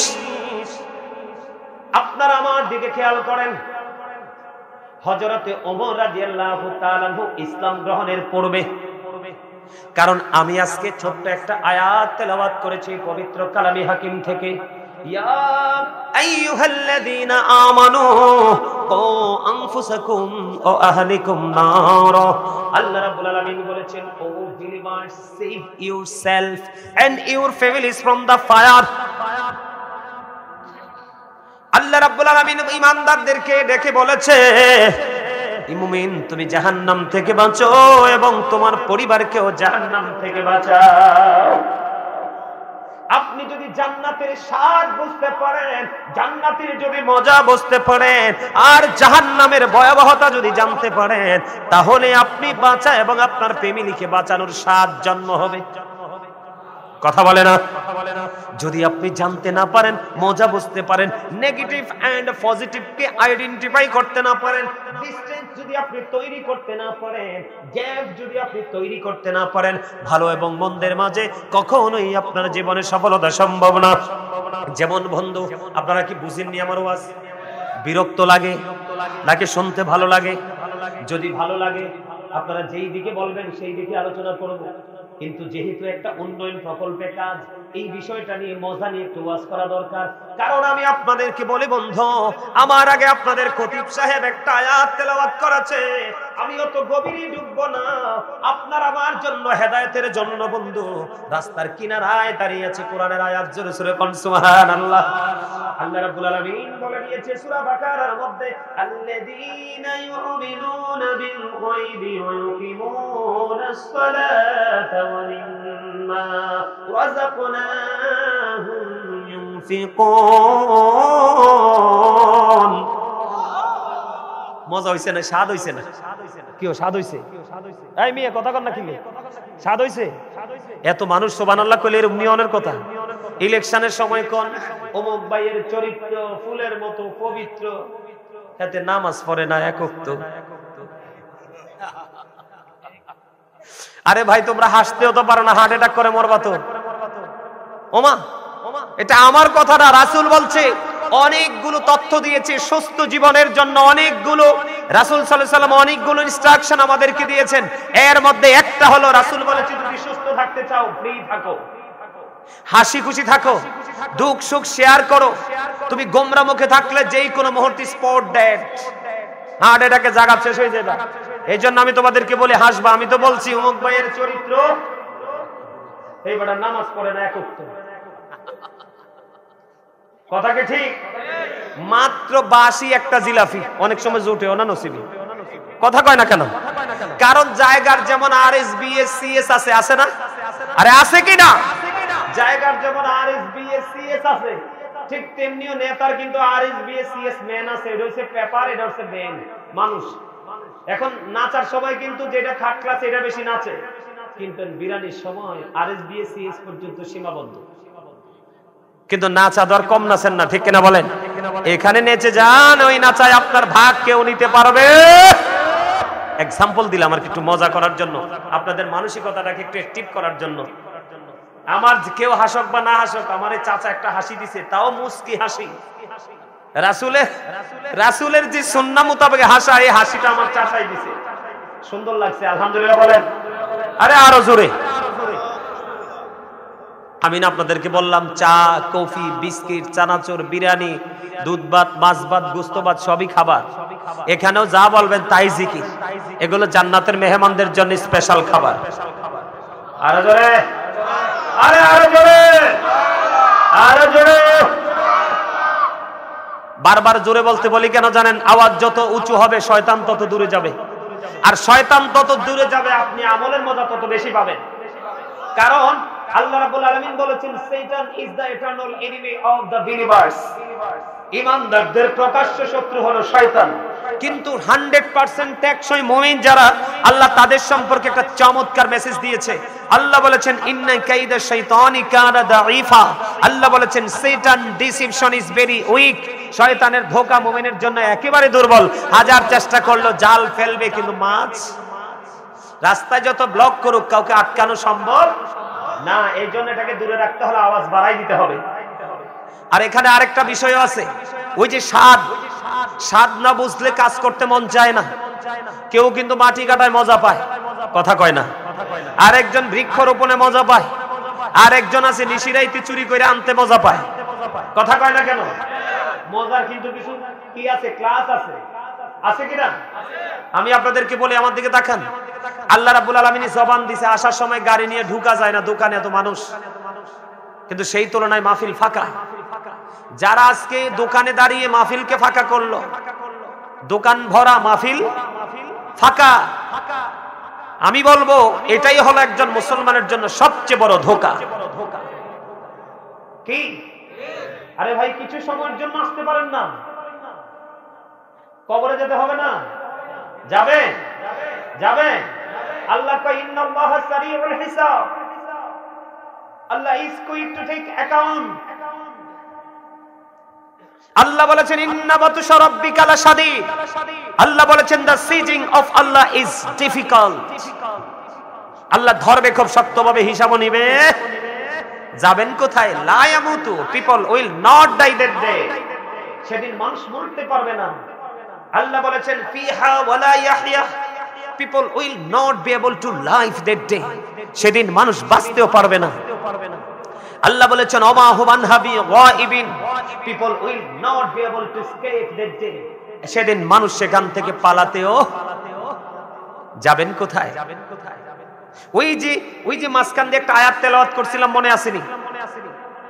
إذا السماء انفطرت وإذا الكواكب انتثرت وإذا البحار فجرت وإذا القبور بعثرت علمت نفس ما قدمت وأخرت। জোরে বলুন আল্লাহু আকবার। প্রথম তিনটা আয়াতের অর্থ বলে দিয়েছি, এবার বলবো আপনাকে আমাকে আপনাদেরকে অ্যালার্ট করার জন্য। বন্ধু, আল্লাহ রাব্বুল আলামিন বলেছেন ওয়া ইদাল কুবুরু বুসিরাত আলিমাত নাফসুম মা কদ্দামাত ওয়া আখরাত।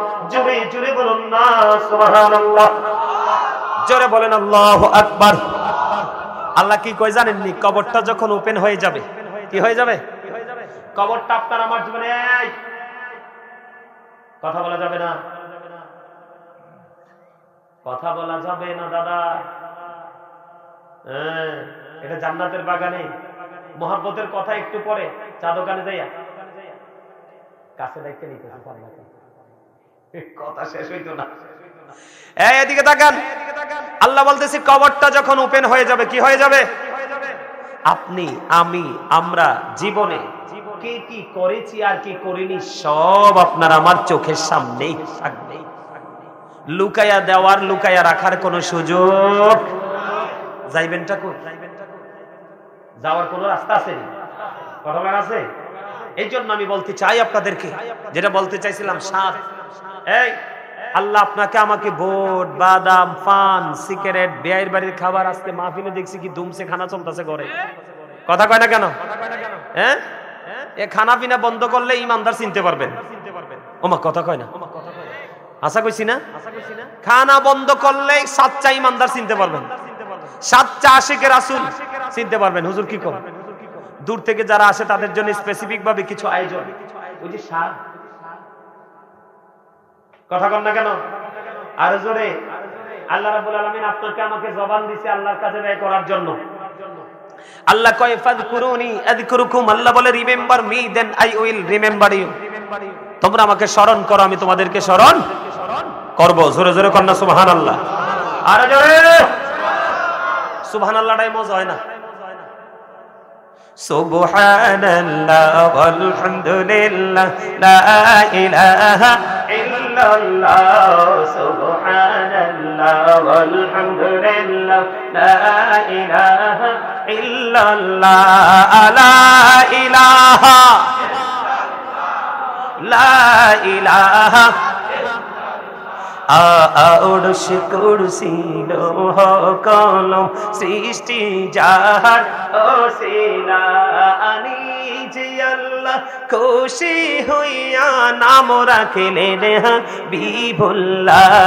সুবহানাল্লাহ আলহামদুলিল্লাহ লা ইলাহা ইল্লাল্লাহ, সুবহানাল্লাহ আলহামদুলিল্লাহ লা ইলাহা লা ইলাহা লা ইলাহা ইল্লাল্লাহ মুহাম্মাদুর রাসূলুল্লাহ সাল্লাল্লাহু আলাইহি ওয়াসাল্লাম। আলহামদুলিল্লাহ বলেন আর জোরে। ওই যে বলতে চেয়েছিলাম, দেহের যেমন 32 রকমের খাবার আছে, রুহেরও তেমন 32 রকমের খাবার। যারা মুনাফিক তারা প্রতিদিন এক ধরনের খাবার জোগাড় করে, সেটা দেহের। আর মুমিন স্বাদ পেয়ে গেছে দেহের চাইতে, আত্মার বেশি, উপারের বাজার করতে মুমিন বেশি পছন্দ করে। এই জন্য 32 রকমের খাবার রুহেরও আছে। দুরূদ, জিকির, নামাজ, রোজা, হজ, যাকাত, দান, সাদকা, প্রেম, ভালোবাসা যদি আল্লাহর সন্তুষ্টির জন্য হয়, সবগুলো আত্মার খোরাক। এগুলোর জন্য আপনি বেনিফিশিয়ারি হবেন ওই ফিউচারে গিয়ে, কবরের পরের জীবন। জোরে কোন সুবহানাল্লাহ। এই জন্য আমি সিদ্ধান্ত নিয়ে এসেছি আজকে স্বাদ বুঝাবো আপনাদেরকে, মজা কি। বন্ধুরে আমার, সারা দিন বন্ধু জিকির করলেও কেউ জিকির করে না। আর একটা মানুষ একটু সময় পেলে হৃদয় উজাড় করে জিকির করে, কারণ সে জিকিরের মজা পেয়ে গেছে। আমার আল্লাহ জানিয়ে দিয়েছে, হাবিব আপনি জানিয়ে দেন, আমার বান্দাগুলো যখন আমার জিকির করার জন্য জিকিরের জলসার দিকে যখন হেঁটে হেঁটে আসে রে, আমি আল্লাহ কথা দিলাম, আমি আবার ওই বান্দার দিকে দৌড়ে আসি। তার মানে আপনি আমি আল্লাহকে যত তাড়াতাড়ি পেতে চাই, আল্লাহ রাব্বুল আলামিন তার চাইতে দ্রুত গতিতে আপনার আপন হয়ে ধরা দেয়। জোরে কন্না সুবহানাল্লাহ। বল হুজুর এটার প্রমাণ কি? আপনি যেই দিকে হাঁটবেন দেখবেন শুধু রহমত। কারণ কেউ ফর্মালিটি মেনটেন করেছে, আর কেউ অত্যন্ত সতর্কতার সাথে মালিকের প্রেমে যে স্বাদ নিয়ে করেছে। এই জন্য মালিক যেখানে, আপনি যেখানে যাবেন, অনেক লম্বা হাদিস, আমি সেই দিকে যাব না, অনেক মজার, এটা অনলাইন থেকে কালেক্ট করে নেবেন বন্ধু। জিকির নিয়ে অনেক লম্বা আলোচনা আছে। আমার আলোচনার আজকে ভিন্ন দিকে, প্রতিদিন এক ওয়াজ করা যায় না, কারণ সবগুলো মানুষকে একদিন করে বোঝাতে হবে। তখনই মানুষ বন্ধু সেন্সিবিলিটি সম্পূর্ণ পার্সন হিসেবে নিজেকে প্রিপেয়ার করতে পারবে। ঠিক কিনা বলেন? আমি আপনাকে বলতে চেয়েছিলাম বন্ধু, হযরত ওমর এখনো পর্যন্ত তিনি ইসলাম গ্রহণ করেনি। আপনার আমার প্রাণের নবীর গোর দুশমন আবু সুফিয়ান ঘোষণা দিয়ে দিল। আমি আপনার মজা বোঝাচ্ছি, মজা খেয়াল করবেন। আজকের আলোচনার মূল হেডলাইন কি?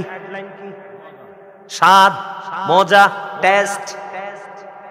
এই জন্য আমি একটা আয়াত তেলাওয়াত করেছি, তার মিনিং হলো বন্ধু, believers save yourself and your families from the fire.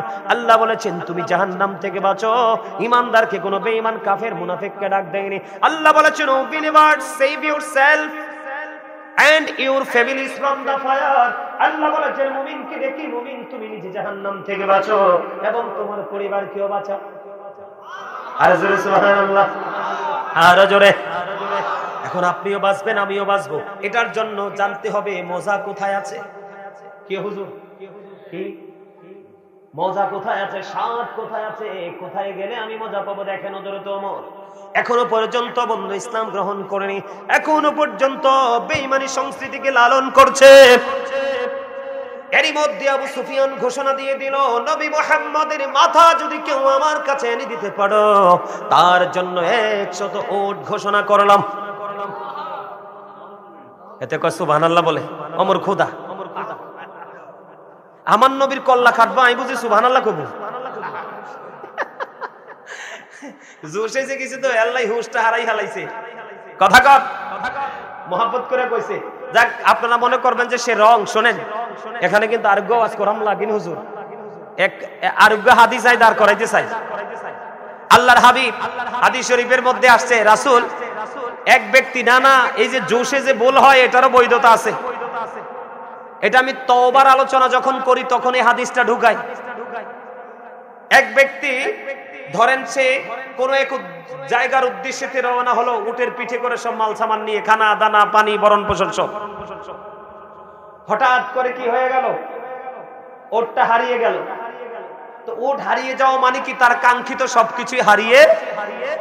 বন্ধুরে আমার, ওই উট যখন হারিয়ে ফেলেছে বন্ধু তার মনটা খারাপ। উট হারিয়ে যাওয়া মানে আমার সব কিছু হারিয়ে যাওয়া। টেনশন টেনশন করতে করতে করতে করতে বন্ধু সইতে পারে না। হাদিস শরীফের মধ্যে এসেছে টেনশনের মধ্য দিয়ে হঠাৎ করে আবার ওই মাল বোঝাই করা উট তার কাছে এসে ধরা দিল। তার কাছে যখন এসে ধরা দিল সে এত বেশি খুশি হয়েছে, এত বেশি আনন্দিত হয়েছে, আনন্দিত হয়ে সঙ্গে সঙ্গে আল্লাহকে ডাক দিয়ে বলে, আল্লাহ তুমি আমার বান্দা, আমি তোমার রব। ওয়াজে হুজুর মন নাই তো?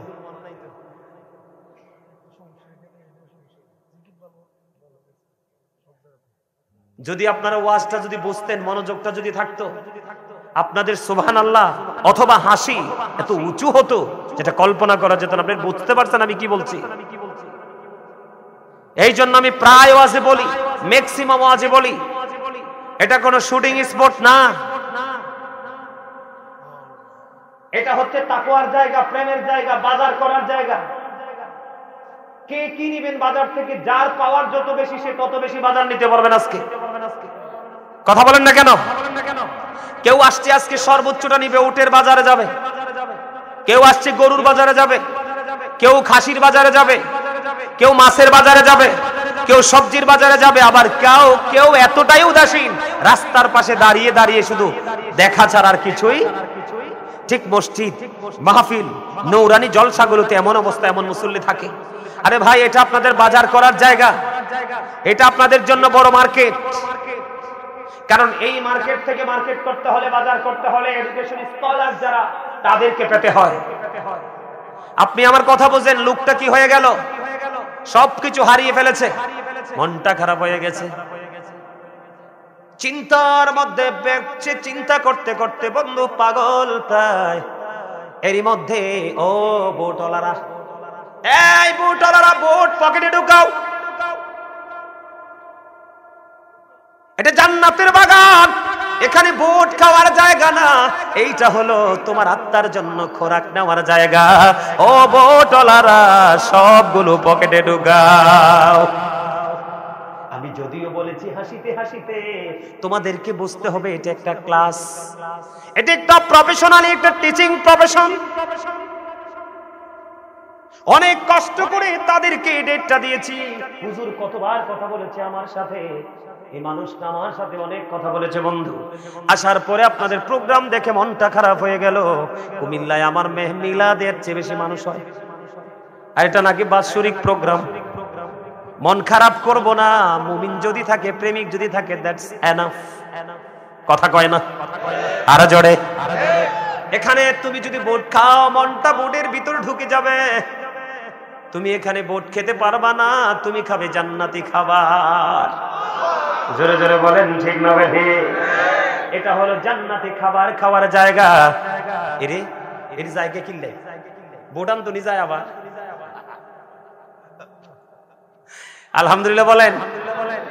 ওই যে ঝোশ আসছে এই দিক দিয়ে একটু, এবার কি করলো, টেনশন করতে করতে করতে করতে এরই মধ্যে তিনি চাইয়া দেখলেন ওটা আবার ফিরে এসেছে, ওট ফিরে পাওয়া মানে সব কিছু ফিরে পাওয়া।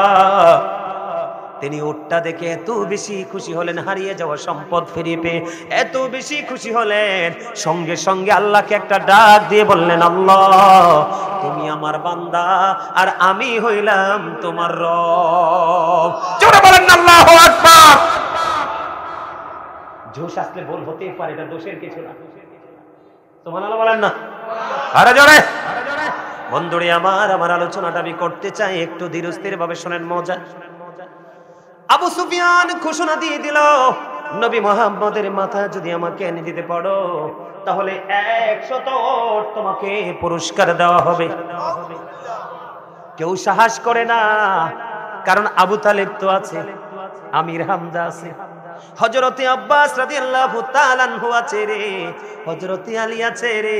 কে কার এত বড় সাহস, কার এত বড় দূরদর্শিতা, এতগুলো বজওয়ান এত বড় বীর থাকতে কেমন করে নবী মুহাম্মদের দেহ থেকে মাথা আলাদা করে নিয়ে আসব? কেউ রাজি হয় না। হঠাৎ করে বন্ধু হযরতে ওমর তরবারি হাতে নিয়ে দাঁড়িয়ে গেলেন, আমি নবী মুহাম্মদের মাথা আমি নিয়ে আসব। জোরে জোরে কন্যা নাউজুবিল্লাহ। হযরত ওমর বীরত্বের সাথে এই কথাটা বললেন, উন্মুক্ত তরবারি নিয়ে আমার আপনার প্রাণের নবীর মাথা মুবারক দেহ থেকে আলাদা করে দিবে। বন্ধু যাওয়ার মধ্যে যাওয়ার কিছু দূর হাঁটলেন, হাঁটতে হাঁটতে হাঁটতে হাঁটতে বন্ধু জোহরা গোত্রের একজন লোকের সাথে দেখা হলো, তার নাম হলো যায়েদ ইবনে ওয়াক্কাস।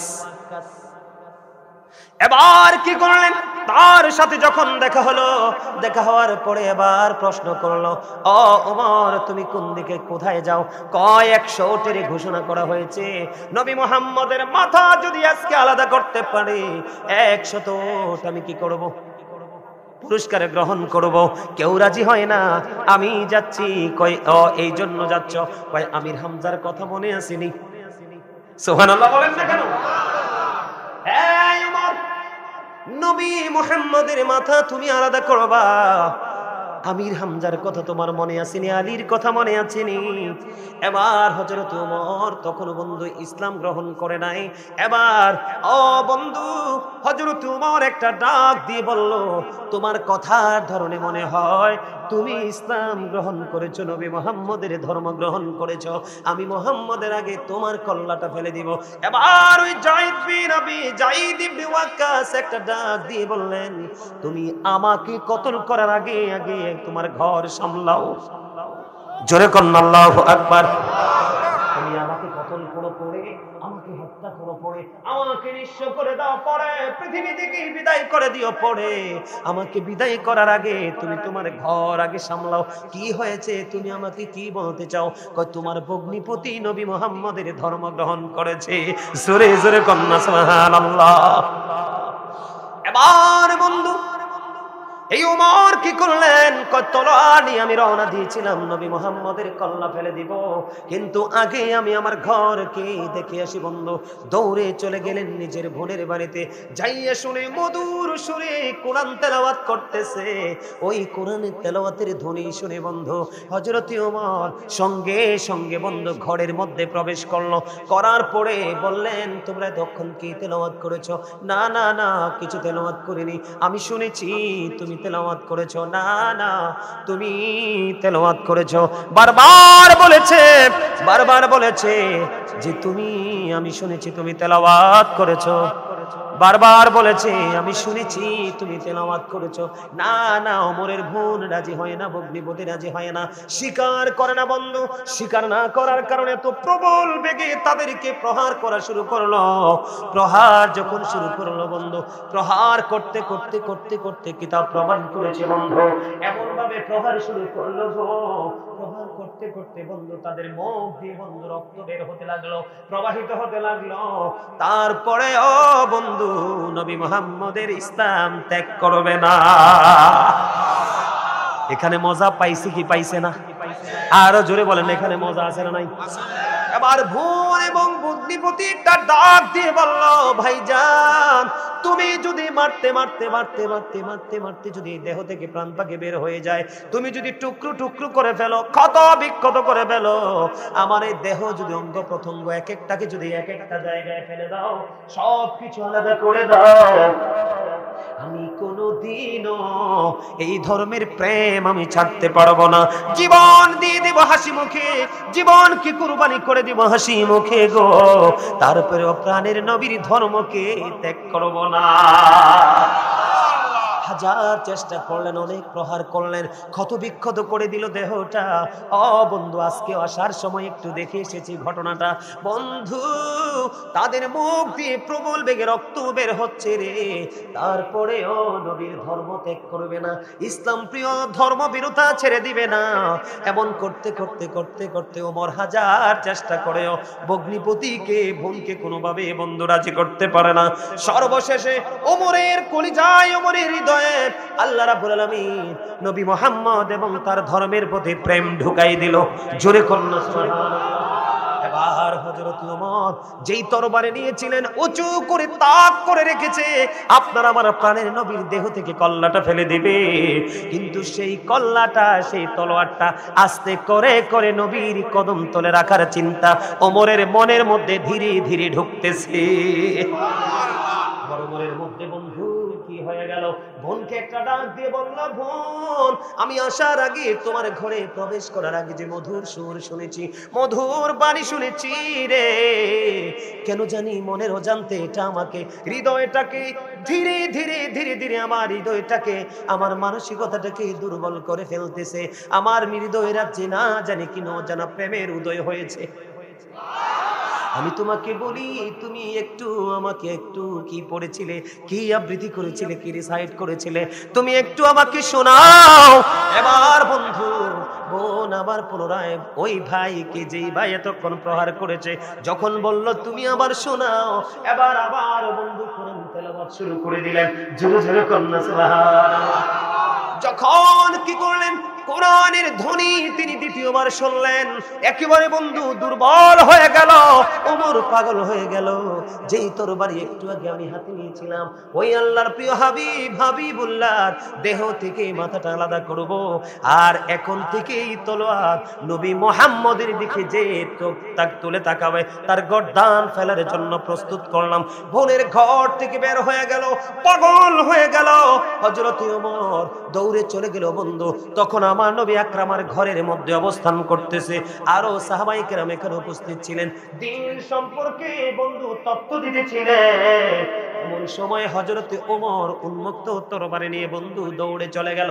যাওয়ার পরে উপস্থিত সবাই বলতেছে, ওমর যদি ইয়া রাসূলুল্লাহ, ইয়া হাবিবাল্লাহ, নবী গো, আজকে যদি ওমর কোনো খারাপ উদ্দেশ্য নিয়ে এসে থাকে গো, ওমরকে এখান থেকে অক্ষতভাবে যেতে দেব না।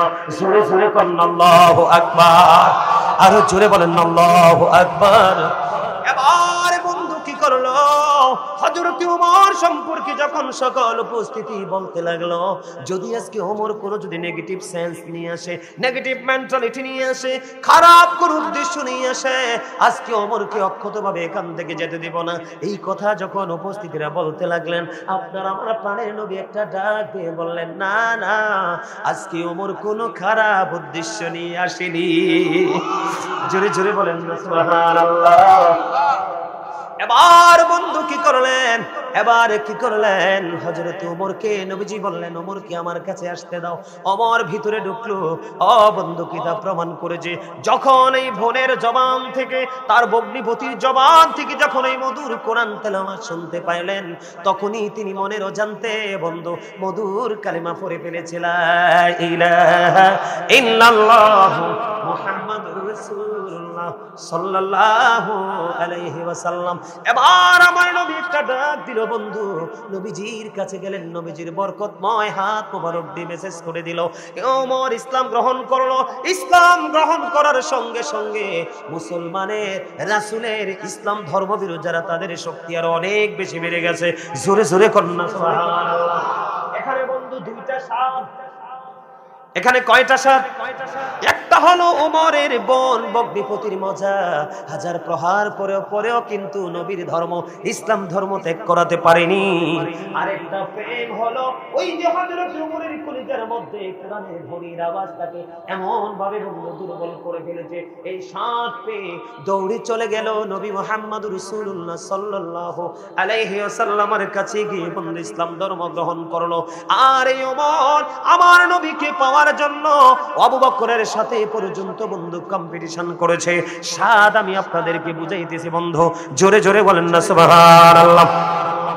বন্ধুরে আমার, যুদ্ধের ময়দানে যুদ্ধ শুরু হওয়ার আগে হযরত ওমর আমার নবীজি বললেন, তোমরা কিছু অর্থ দান করো। কি করো? অর্থ দান করো। এবার হযরত ওমর দেখেন প্রেম সাদ কেমন পেয়েছে ইসলামের প্রতি, রাসূলের প্রতি। ওমর এবার ডেকে বললেন, আমার জীবনে কোনো মুহূর্তে আমি আবু বকরকে হারাতে পারিনি। আমার কাছে আজকে ভালো মাল আছে রে, আমার কাছে দৌলত আছে, আমি দৌলতগুলো ব্যয় করে দিব। রাসূল ঠিক বলেছে যুদ্ধের কাজে ব্যয় করবে। বন্ধুরে আমার, ওই ওমরের মধ্যে কম্পিটিশন হলো আবু বকরকে হারাবো। জীবনে কোনো দিন আমি আবু বকরকে হারাতে পারিনি। এবার কি করলো? ধীরে ধীরে ধীরে ধীরে ওমরের যে দৌলত ছিল সবগুলো নিয়ে রাসূলের কাছে চলে আসলো।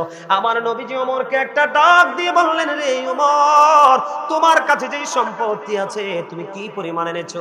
ইয়া রাসূলুল্লাহ, ইয়া হাবিবাল্লাহ, আমি আমার যা ছিল অর্ধেক নিয়ে এসেছি। ফ্যামিলি পরিবারের জন্য কি রেখে এসেছো? ইয়া রাসূলুল্লাহ, ফ্যামিলি পরিবারের জন্য আমি অর্ধেক রেখে এসেছি। এবার আবু বকর এগিয়ে আসলেন। আবু বকরকে নবীজি প্রশ্ন করলেন, ইয়া রাসূলুল্লাহ, ইয়া হাবিবাল্লাহ, নবী গো, প্রশ্ন করার পরে তুমি আবু বকর তুমি কি করেছো? এবার আবু বকর একটা ডাক দিয়ে বললেন, ইয়া রাসূলুল্লাহ, আমার কাছে যা ছিল আমি সব নিয়ে এসেছি। তোমার ফ্যামিলি পরিবারের জন্য কি রেখেছো? এবার আবু বকর একটা ডাক দিয়ে বললেন, ইয়া রাসূলুল্লাহ, ইয়া হাবিবাল্লাহ, নবী গো, আমি আমার ফ্যামিলি পরিবারের জন্য আল্লাহ এবং আল্লাহর হাবিবকে রেখে এসেছি। আরো জোরে বলেন না সুবহানাল্লাহ। বন্ধুরে আমার, ওমরের মধ্যে এত বেশি প্রেম ছিল, এত বেশি ভালোবাসা ছিল। একদিন আপনার আমার প্রাণের নবী বিচার করলেন, একজন হলো মুনাফিক নাম মার্কা মুসলমান, আর একজন হলো বেঈমান। দুজনের বিচার যখন করলেন আপনার আমার প্রাণের নবী, ওই বেঈমান বন্ধু মেনে নিয়েছে, কিন্তু মুনাফিক মার্কা মুসলমান মেনে নিতে পারেনি। তারপরে বললেন, ওই মুনাফিক মার্কা মুসলমান বললেন, এই মদিনায় আরেকজন আছে বিচারক, আমরা তার কাছে যাব। কয় সেটাকে? কয় ওমর। ওমরের কাছে দুজন মিলে গেলেন। যাওয়ার পরে ওই বেঈমান একটা ডাক দিয়ে বলল, ওমর, তোমাদের নবী মুহাম্মদ ফয়সালা দেওয়ার পরেও কি আর কারো ফয়সালা দেওয়ার সুযোগ থাকে? এবার ওমর একটা ডাক দিয়ে বললেন, আমার নবী কি ফয়সালা দিয়েছে? কয় হ, তোমার নবী ফয়সালা দিয়েছে রে ওমর, আমার দিকে ফয়সালাটা এসেছে। এবার ডাকটা দিতে দেরি ওমর বলল, তোমরা একটু ওয়েটিং থাকো, তোমরা একটু বসো, আমি একটু আসি। ভিতরে গেলেন, উন্মুক্ত তরবারি নিয়ে আসলেন। তরবারি নিয়ে এসে বন্ধু বেঈমানের কল্লা ফালায় নাই, সঙ্গে সঙ্গে ওই নবীর দুশমন মুনাফিক মার্কা মুসলমানের কল্লাটা সঙ্গে সঙ্গে দেহ থেকে নামিয়ে দিয়েছেন। এমন সাদ, এমন প্রেম তার রাসূলের প্রতি ছিল রে, সে একটা ডাক দিয়ে বলল, আমার নবী রায় দিয়েছে, তুমি রায় মানতে পারো না, তোমার এই পৃথিবীতে বেঁচে থাকার কোনো অধিকার নাই, এই পৃথিবীতে বেঁচে থাকার কোনো অধিকার তোমার নাই, আমি ওমর তোমাকে বাঁচতে দিব না। সঙ্গে সঙ্গে বন্ধু ওই দেহ থেকে কল্লাটা নামাইয়া দিল। আর ওই বেঈমান ওই ইসলামের প্রেম, ইসলামের স্বাদ, ইসলামের মজা বুঝলো।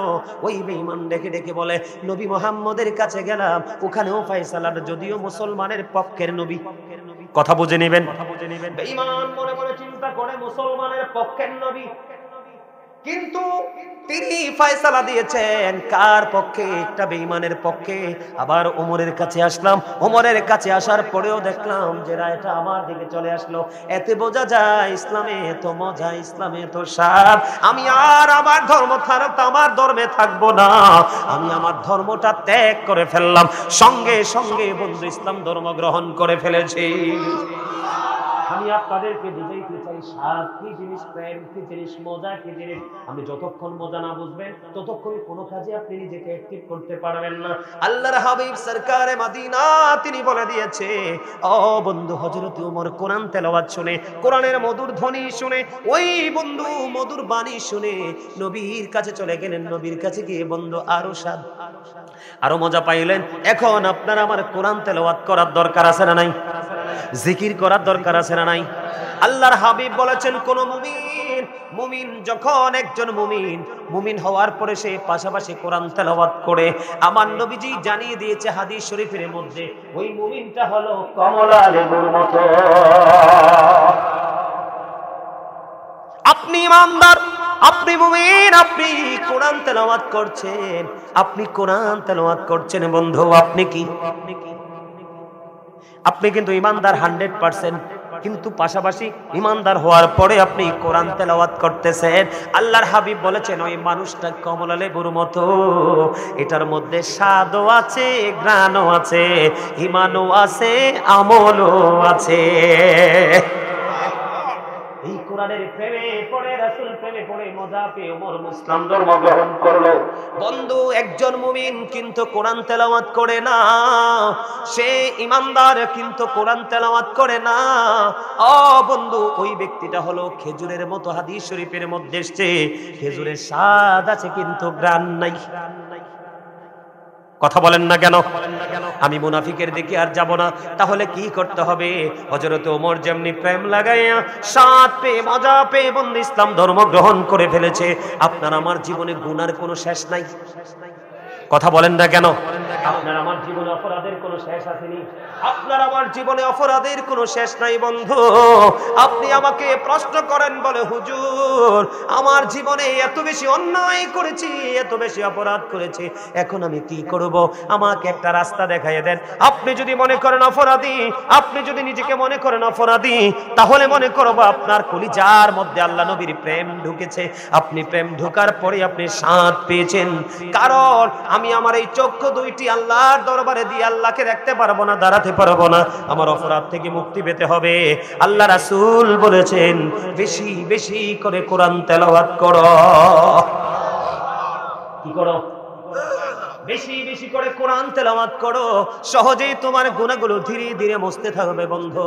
এবং কোরআন তোমাকে সুপারিশ করবে, কোরআন তোমাকে জান্নাত পর্যন্ত পৌঁছে দেবে। তুমি যদি তোমার সন্তানকে, একটা সন্তানকে যদি কোরআনে হাফেজ বানাতে পারো, কাল হাসরের ময়দানে তোমার মা বাবাকে এমন এক নূরের মুকুট পরিয়ে দেওয়া হবে যেটা সূর্যের কিরণের চাইতে আরো গ্লেজি হবে। জোরে জোরে বলুন না সুবহানাল্লাহ। কোরআন এমন একটা জিনিস, একজন আছে খুব ভালো করে তেলাওয়াত করতে পারে, ওই ব্যক্তির চাইতে একজন আছে ঠেকায় ঠেকায় পড়ে। আছে না নাই? ধাক্কা খেয়ে খেয়ে পড়ে, কষ্ট করে করে পড়ে, তারপরেও কোরআন তেলাওয়াত ছাড়ে না। আমার নবীজি বলছে তার জন্য ডাবল সওয়াব, কারণ সে পড়তে পারে না, তারপরেও চেষ্টা চালিয়ে যাচ্ছে, পড়ে যাচ্ছে। আপনি কোরআন তেলাওয়াত করবেন, আপনি একজন কোরআন তেলাওয়াত করতেছে আর একজন পারে না, ধৈর্য ধরে বসে বসে শুনতেছে। যিনি তেলাওয়াত করতেছেন ওনার চাইতে ডাবল সওয়াব দেওয়া হবে যিনি ধৈর্য ধরে কোরআন তেলাওয়াত শুনে। জোরে জোরে বলুন না সুবহানাল্লাহ। আমি আপনাদেরকে বুঝাইতে চাই স্বাদ আগে বুঝতে হবে। কি বুঝতে হবে? আপনার ওই যে আমি আয়াতটা তেলাওয়াত করেছিলাম আপনাদের সামনে, মনে আসেনি? আল্লাযীনা ইউমিনুনা বিল গায়বি ওয়া ইউকিমুনাস সালাতা ওয়া মিম্মা রাযাকনাহুম ইউনফিকুন। আল্লাহ রাব্বুল আলামিন বন্ধু বলে দিয়েছে, আল্লাহ রাব্বুল আলামিন জানিয়ে দিয়েছে সাবধানী ওরাই, মুমিন ওরাই, আল্লাহর প্রিয় বান্দা ওরাই হতে পারবে বন্ধু যারা অদৃশ্যে বিশ্বাস করে এবং সালাত কায়েম করে। সবচেয়ে বড় মজার জায়গা হলো অমিম্মা রাযাকনাহুম ইউনফিকুন। আল্লাহ রাব্বুল আলামিন বলে দিয়েছে আল্লাহ যে আপনাকে আমাকে দৌলত দিয়েছে, মাল দিয়েছে, সম্পদ দিয়েছে, তা থেকে দান করে। সাবধানী কারা? ওরা যারা গায়েবের কে বিশ্বাস করে এবং সালাত। আল্লাহ বলেছেন আমি যে সম্পদ দিচ্ছি তা থেকে দান। এখন আপনারা কি দান করেন না? নাকি করেন না, করবেন না? এ মসজিদের জন্য করবেননি? ওমা জিটা তো এক কোনা দিয়ে আইছে, আরেক কোনা দিয়ে এনো। ইনশাআল্লাহ করব। কে কে করবেন হাত তোলেন। ডরাইতেছে, ডরাইতেছে, ডরাইতেছে। আমি কি কমু যে আপনার বিবির কানের ঢুল বেচা দেন? আমি কি বলবো যে আপনার ঘরে যেই মূল্যবান সোনা আছে বা সম্পদ আছে ওটা বিক্রি করে দেন? আমি কি সেটা বলবো? তা হাত তুলতে ভয় কিসে? এই আজকে জান্নাতের বাগানের চারপাশে রহমতের ফেরেশতারা ঘেরাও করে বলেছে আমার দিকে তাকান। আমি কি বলি শোনেন। বুখারী শরীফের মধ্যে আসছে একটা হাদিস অত্যন্ত চমৎকার। আপনারা তখনই বুঝবেন যে আসলে আমাদের জীবনে কম বেশি দান করার দরকার আছে না নাই? আমাদের এখন পেয়ারা গাছে পেয়ারা কিন্তু ইনটেক দেখা যায়, কিন্তু ভিতরে ফোকা। কথা কয় না?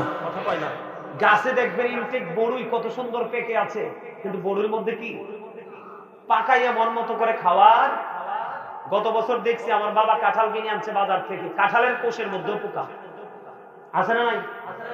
সব জিনিস এখন, আগে আমরা বাংলা কলা চাম্পা কলা গাছ থেকে পাইরা খাইছি, এখন আপনারা দেখছেন কিনা জানেন, আমি পাইছি কলার মধ্যেও দেখা যায় যে পোকা কি করে। আপনারা পাইছেন কিনা জানি না। আপনারা দেখবেন কলার মধ্যে কি আছে, পোকা আছে। এটার কারণ কি জানেন? গত বছর দেখছেননি অগ্রহণ মাসে ধান কাইটা মানুষ ঘরে উঠাবে, এই সময় দেখছেননি বৃষ্টি এসে সব। কয়দিন আগেও তো বৃষ্টি হয়েছে, এই সময় কি বৃষ্টি হওয়ার কথা? আপনারা মুরব্বী চাচারা বলেন, এই গত কয়দিন আগে যে বৃষ্টিটা হয়েছে ওই সময় কি বৃষ্টি হওয়ার কথা? এই সময় চরাঞ্চলে মাঠে আপনার শাক সবজিতে ভরপুর থাকে।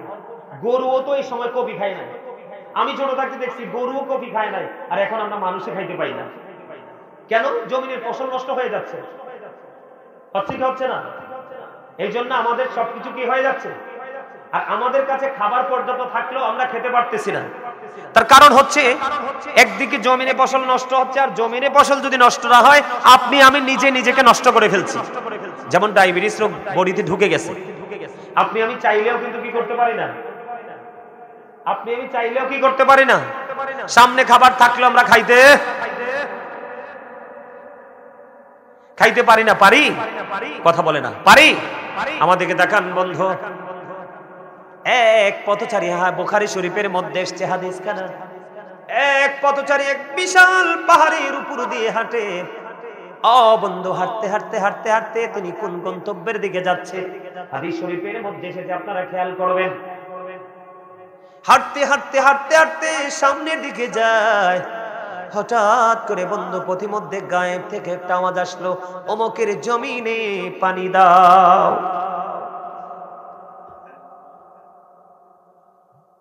আমি ওয়াজটা বন্ধ করে দেই? হ্যাঁ,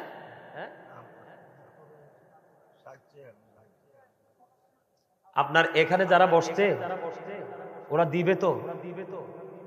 আমার মনে হয় আমার চেয়ে বেশি তার আপনাদের কারোরই নাই। আপনি আজকে মাহফিল করে ঘরে ঘুমাবেন, আর আমি প্রত্যেকদিন ডিউটি করতে হবে, কিন্তু আমার মধ্যে কোনো তাড়াহুড়া নাই, আমার মধ্যে কোনো টেনশন নাই। আপনারা কোন তাড়াহুড়া করতেছেন এটা বুঝতেছেন? বেয়াদবি তো কথাগুলো কোরআন এবং হাদিসের। আমার মন কথা একটা কথা বলছি আমি এখানে, যে আমি এটা করেছি, আমি ওটা করেছি, আমার এই ক্রেডিট আছে, আমার এই গুণ আছে, এটা একবার বলছি। আপনার দুইটা লাগবে। কয়টা লাগবে? মানুষগুলোকে আগে মজা বুঝাইতে হবে, এটার স্বাদ কত, মজা কত। তখন ডোল থেকে বস্তা ভরা ধান এনে মসজিদে দিয়ে দিবে। আমি যখন মসজিদ করছি আমি চিনিও না, জানিও না, আমি আমার জায়গায় আমার গ্রামে চলে গেছি রে ভাই। মানুষ তো চলে যেয়ে ফোন দিছি, আমি হঠাৎ করে ফোন রিসিভ করছি, বুঝছেন? ফোন রিসিভ করার পরে বলতেছে, হুজুর আপনি একটা মসজিদ করতেছেন, আমি জানতে পেরেছি আপনার মসজিদে কিছু টাকা দিব। আপনি কোথায়? আমি তো অমুক জায়গায়। কিছু টাকা দিব কার কাছে? আমি আপনি এত দূরে চলে গেছেন, তা আমার একটা কাকা আছে, আমি কই কাকার কাছে দিয়ে আসেন। ওই যে মজা বুঝছে, আমি কে, আমার বাড়ি কই, ঘর কই, সেটা ওনার দেখার বিষয়। ওনার দেখার বিষয় হলো মসজিদ হচ্ছে, মসজিদে আমার 2 টাকা লাগাইতে হবে। ওনার মিশন হচ্ছে ওইটা। কি আমার বাড়ি কই, ঘর কই, আপনার মসজিদে আমার হক আছে, আমার মসজিদে আপনার হক আছে। বৃষ্টিটা নির্দিষ্ট একটা সীমার মধ্যে পড়তেছে, ওখান থেকে বৃষ্টির পানিটা নির্দিষ্ট একটা জায়গা দিয়ে নিচে নালার দিকে চলে যাচ্ছে। নালার দিকে যখন বন্ধু পানিটা চলে যাচ্ছে, যিনি ওই পথচারী তিনি আশ্চর্য হয়ে গেলেন। কি আশ্চর্য ধরনের প্রেমের খবর! হঠাৎ করে শুনতে পেলাম গায়েব থেকে একটা আওয়াজ আসলো, অমুকের জমিনে পানি দাও। আর তৎক্ষণাৎ কালো মেঘ দমলো, বৃষ্টি শুরু হলো। আমাদের বাংলাদেশে যখন বৃষ্টি আসে পানিটা বিভিন্ন দিকে ছড়িয়ে ছিটিয়ে যায়, কিন্তু ওই বৃষ্টির পানিটা বন্ধু সুন্দর করে একটা নালা দিয়ে নিচের দিকে চলে গেল। ওই পথচারীর কাছে প্রেমটা একটু রহস্যময় মনে হলো। উনি কি করলেন, উনি বন্ধু অন্যদিকে কোনো দিকে না গিয়ে ওই পানির নালার সাথে সাথে তিনি নিচের দিকে চলতে শুরু করলেন। চলতে চলতে চলতে চলতে নিচের দিকে যাইয়া দেখলেন ওই পানিটা একটা গর্তের মধ্যে বন্ধু জমা হচ্ছে। আর একজন ব্যক্তি তিনি কি করছে, বেলচা দিয়া পানিটা উঠাইয়া উঠাইয়া ওনার ওই জমিনের মধ্যে দিচ্ছে। এবার বন্ধু ওই পথচারী ডাক দিয়ে জিজ্ঞেস করলো, বন্ধু আমার একটা জিনিস জানার আছে। কয় বলো, কি জানবে? কয় আমার জানতে বড় মনে চায়, তোমার নামটা কি? হাদিস শরীফের মধ্যে আমি নামটা পাই না বন্ধু, এই জন্য নামটা বলতে পারিনি। ওই পথচারী যখন প্রশ্ন করলো, উনি বললেন আমার নাম অমুক। আপনার জীবনে কি এমন আমল করেছেন, আপনার জীবনে কি এমন তাকওয়া আছে, আপনার জীবনে কি এমন স্বাদ পেয়েছেন আমল করে, ওই স্বাদের কারণে আজকে আমি এটা দৃশ্যটা দেখতে পেলাম। এবার ওই ব্যক্তি যিনি পানি জমিনে উঠায়, জমিনের মধ্যে উঠাইয়া দিচ্ছে, এবার তিনি ডাক দিয়ে বললেন, আপনি যেই জমিনের মধ্যে আমাকে পানি পানি উঠিয়ে দিতে দেখতে পাচ্ছেন, এই জমিনটার মধ্যে যখন ফসল হয়, আমার এই জমিনের মধ্যে যখন ফসল হয় রে, আমি 3 ভাগে ভাগ করি ফসলটাকে। একটা ভাগ আমি, প্রথম ভাগ আমি আল্লাহর সন্তুষ্টির জন্য খরচ করে দেই, আর দ্বিতীয় ভাগটা আমি আমার ফ্যামিলি পরিবারের জন্য জমা করে রাখি, আর তৃতীয় ভাগটা আমি আবার পুনরায় আগামী বছর বীজ বপনের জন্য রেখে দেই। এই কারণে আমার মাঠে যখন ফসলটা নষ্ট হয়ে যাচ্ছে, আমার আল্লাহ আকাশের কালো মেঘকে একটা ডাক দিয়ে দিল, ও বৃষ্টি মেঘ, তুমি পৃথিবীতে বৃষ্টি হয়ে যাও। আমার পাগল বান্দার ফসলটা নষ্ট হয়ে যায়, কারণ তার এই ফসল থেকে একটা ভাগ আমি আল্লাহর জন্য কুরবানি করে দেয়। আর আপনি আমি আর আপনার আমার জীবনের ফসল বন্ধু হওয়ার পরেও বলি ভাই ভালো হয় নাই। সারা গ্রামের মানুষ দেখছে অমুকের ক্ষেতে এত বেশি আলু হয়েছে, ওরে প্রশ্ন করার পরে বলে বাইরে তোমরা দেখছো আসলে ভালো হয় নাই। আপনি বলেন এই ক্ষেতের আলু পচবে না তো কার ক্ষেতের আলু পচবে? ধান মাঠে সোনালী ধান নাচতেছে বন্ধু। আপনার কথা ছিল ওই যে বন্ধু বৃষ্টির পানিতে যদি ফসল আপনি তৈরি করেন, ওই ফসলের ওসর আদায় করা। কথা বলে না কেন? বৃষ্টির পানি দিয়ে যদি আপনি বন্ধু ফসল উৎপাদন করেন, ওই ফসল থেকে দান করার ওসর আদায় করার একটা সিস্টেম।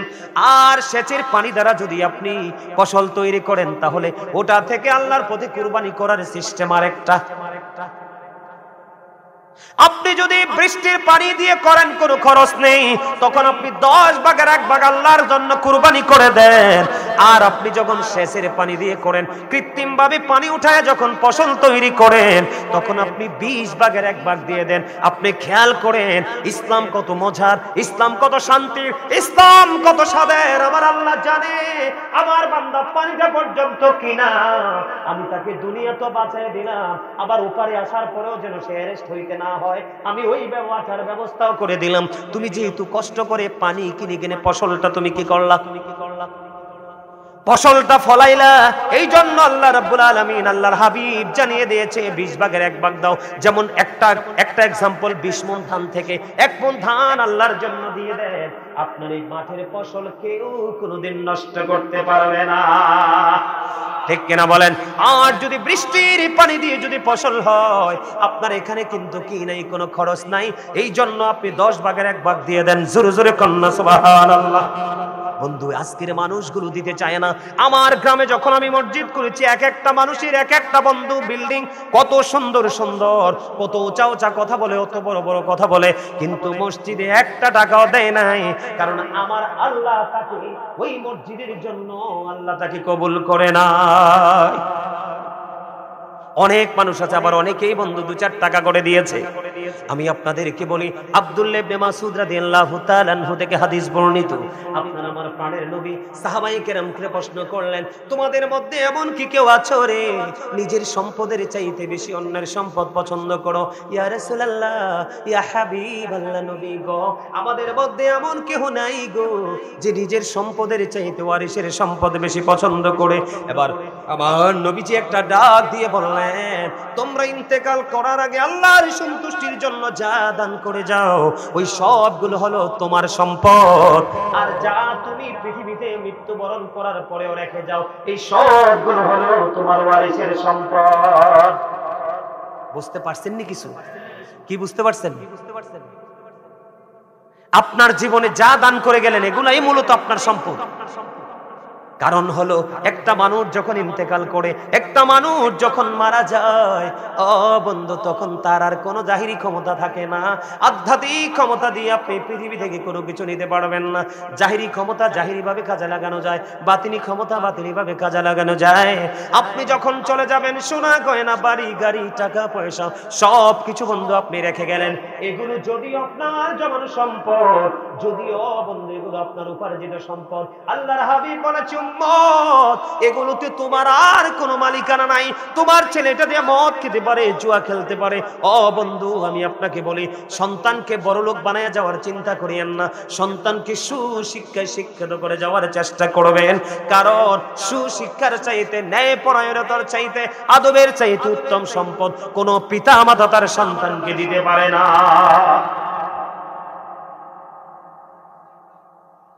আমার কথা কি আপনারা বুঝতে পারেন?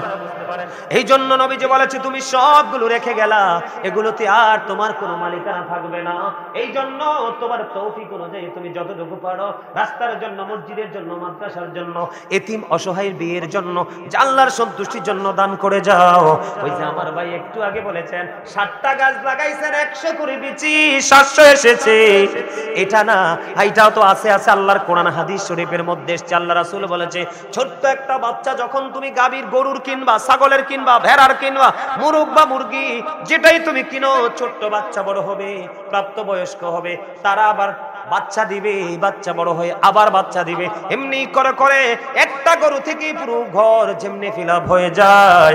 তোমার জীবনের একটু দান তুমি কাল কিয়ামতের দিন ওই গৃহপালিত পশুর ঘরটা যেমনি ভরে গেল, তুমি তোমার আমল নামায় ওই দানের সওয়াব পেরম পাহাড় পরিমাণ পাবে। ওটার উসিলায় তোমার ফয়সালা হবে জান্নাত। আমি আপনাকে বলি, এই যে আমার সামনে কোরআন শরীফ খুললে আমি সময় নষ্ট করব না। কোরআন শরীফের 19 পারা সূরা শুআরা 88 নম্বর আয়াতে আল্লাহ বলেছেন, ইয়াউমা লা ইয়ানফাউ মালু ওয়ালা বানুন। আমি কিন্তু আজকে বন্ধু দানের ওয়াজ করব সেই প্রত্যাশা নিয়ে আসে নাই, কিন্তু আসার পরে দেখলাম আমার এই মসজিদটা বন্ধু এটার চাইতে ভয়ঙ্কর ছিল। মানুষ ভয়ে ঢুকতো না নামাজ পড়তে, কিন্তু গ্রামের মানুষ একটার পর একটা বিল্ডিং, একটার পর একটা বিল্ডিং বানাচ্ছে, ছেলেদের একটার পর একটা বিদেশ পাঠায় রে ওই মসজিদ করার জন্য। কারো মনের মধ্যে কোনো দরদ ছিল না। আমি ওদম গুনাহগারকে আল্লাহ গিয়েছি গোলামি করার তৌফিক দিয়েছে। এই জন্য আমি আপনাদেরকে বলি বন্ধু, আপনাদের করা উচিত। আল্লাহ রাব্বুল আলামিন কোরআন শরীফ 19 পারা সূরা শুআরা 88 নম্বর আয়াতে বলেছে, ধন সম্পদ সন্তান সন্ততি সেই দিন কোনটাই আপনার কোনো কাজে লাগবে না। আজকে মানুষ মসজিদে দিতে চায় না, ছেলের জন্য রাখতে চায়, মেয়ের জন্য রাখতে চায়। আল্লাহ রাব্বুল আলামিন বলতেছে, এগুলো তোমার কাল হাসরের দিন কোনো কাজে আসবে না। আল্লাহ ইসলাম কত সুন্দর, মজা বুঝে নেন আগে। মজা না বুঝলে, স্বাদ না বুঝলে বন্ধু আর চলবে না। হযরতে আমার নবীজি একজন সাহাবী অসুস্থ, সাহাবীটাকে দেখতে গেলেন আপনার আমার প্রাণের নবী। দেখতে যখন গেল গো, দেখতে যাওয়ার পর ওই সাহাবী একটা ডাক দিয়ে বললেন, ইয়া রাসূলুল্লাহ, আমি বলি আপনাদের কি ইসলাম কত মজার জিনিস, কত স্বাদের জিনিস দেখেন। এবার সাহাবী ডেকে ডেকে বললেন, ইয়া রাসূলুল্লাহ, ইয়া হাবিবাল্লাহ, নবী গো, ও প্রাণের নবী, আমার যে সম্পদ আছে আমি সবগুলো আল্লাহর পথে কুরবানি করে দিব। আমার নবীজি বললেন না। ওমা সুবহানাল্লাহ কোনা, কি মজা দেখেন না। আমার নবীজি বললেন না, ইয়া রাসূলুল্লাহ, ইয়া হাবিবাল্লাহ, নবী গো, ও প্রাণের নবী গো, আমি যদি পুরোটা নাই দেই গো নবী, আমি অর্ধেকটা বিলিয়ে দিব।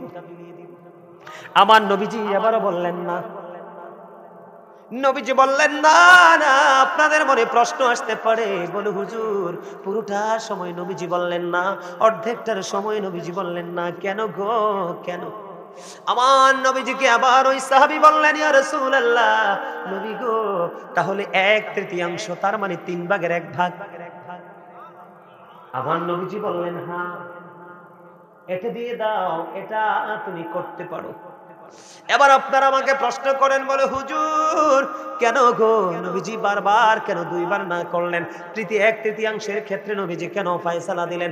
তার কারণ হলো নবীজি জানিয়ে দিয়েছে, তুমি সবগুলো দান করিয়া তোমার সন্তানকে তুমি ফকির বানায় যাইও না, তুমি ভিক্ষুক বানায় যাইও না। তোমার ইন্তেকালের পরে যেন তোমার সন্তান কারো কাছে হাত পাততে না হয়। তুমি যদি সবটা দিয়ে দাও, তোমার সন্তান মিসকিন হয়ে যাবে। তুমি যদি কিছু সম্পদ রেখে যাও, তাহলে তোমার সম্পদ তোমার সন্তান ফকির হবে। যার বন্ধু কিছু নেই সে হলো মিসকিন, যার অল্প পরিমাণ আছে তাকে বলা হয় ফকির। এই জন্য নবীজি বারবার বলেছে, না না না না, সবটাও দিও না, অর্ধেকটাও দিও না, 1/3 দাও। আমি আজকে আপনাদেরকে বন্ধু চিকুনিয়া মধ্যপাড়া পাটোয়ারি বাড়ির মানুষকে বলবো, বন্ধু আমি তোমাকে 1/3 দান করতে বলবো না, এই জান্নাতের বাগান তোমার জন্য জান্নাতের দলিল হয়ে যাবে। কাল হাসরের দিন মানুষগুলো পাগল পারা হয়ে যাবে। তোমার জন্য আল্লাহ রাব্বুল আলামিন কথা দিয়েছে, তোমার জন্য বরাদ্দ থাকবে। আল্লাহর আরশের ছায়ার নিচে 7 শ্রেণীর মানুষকে জায়গা দিবে। এর মধ্যে একজন হলো যার কলিজা, যার হৃদয় মসজিদের সাথে প্রেমের বন্ধন লাগাইছে। একটা নিয়ামত তোমার জন্য।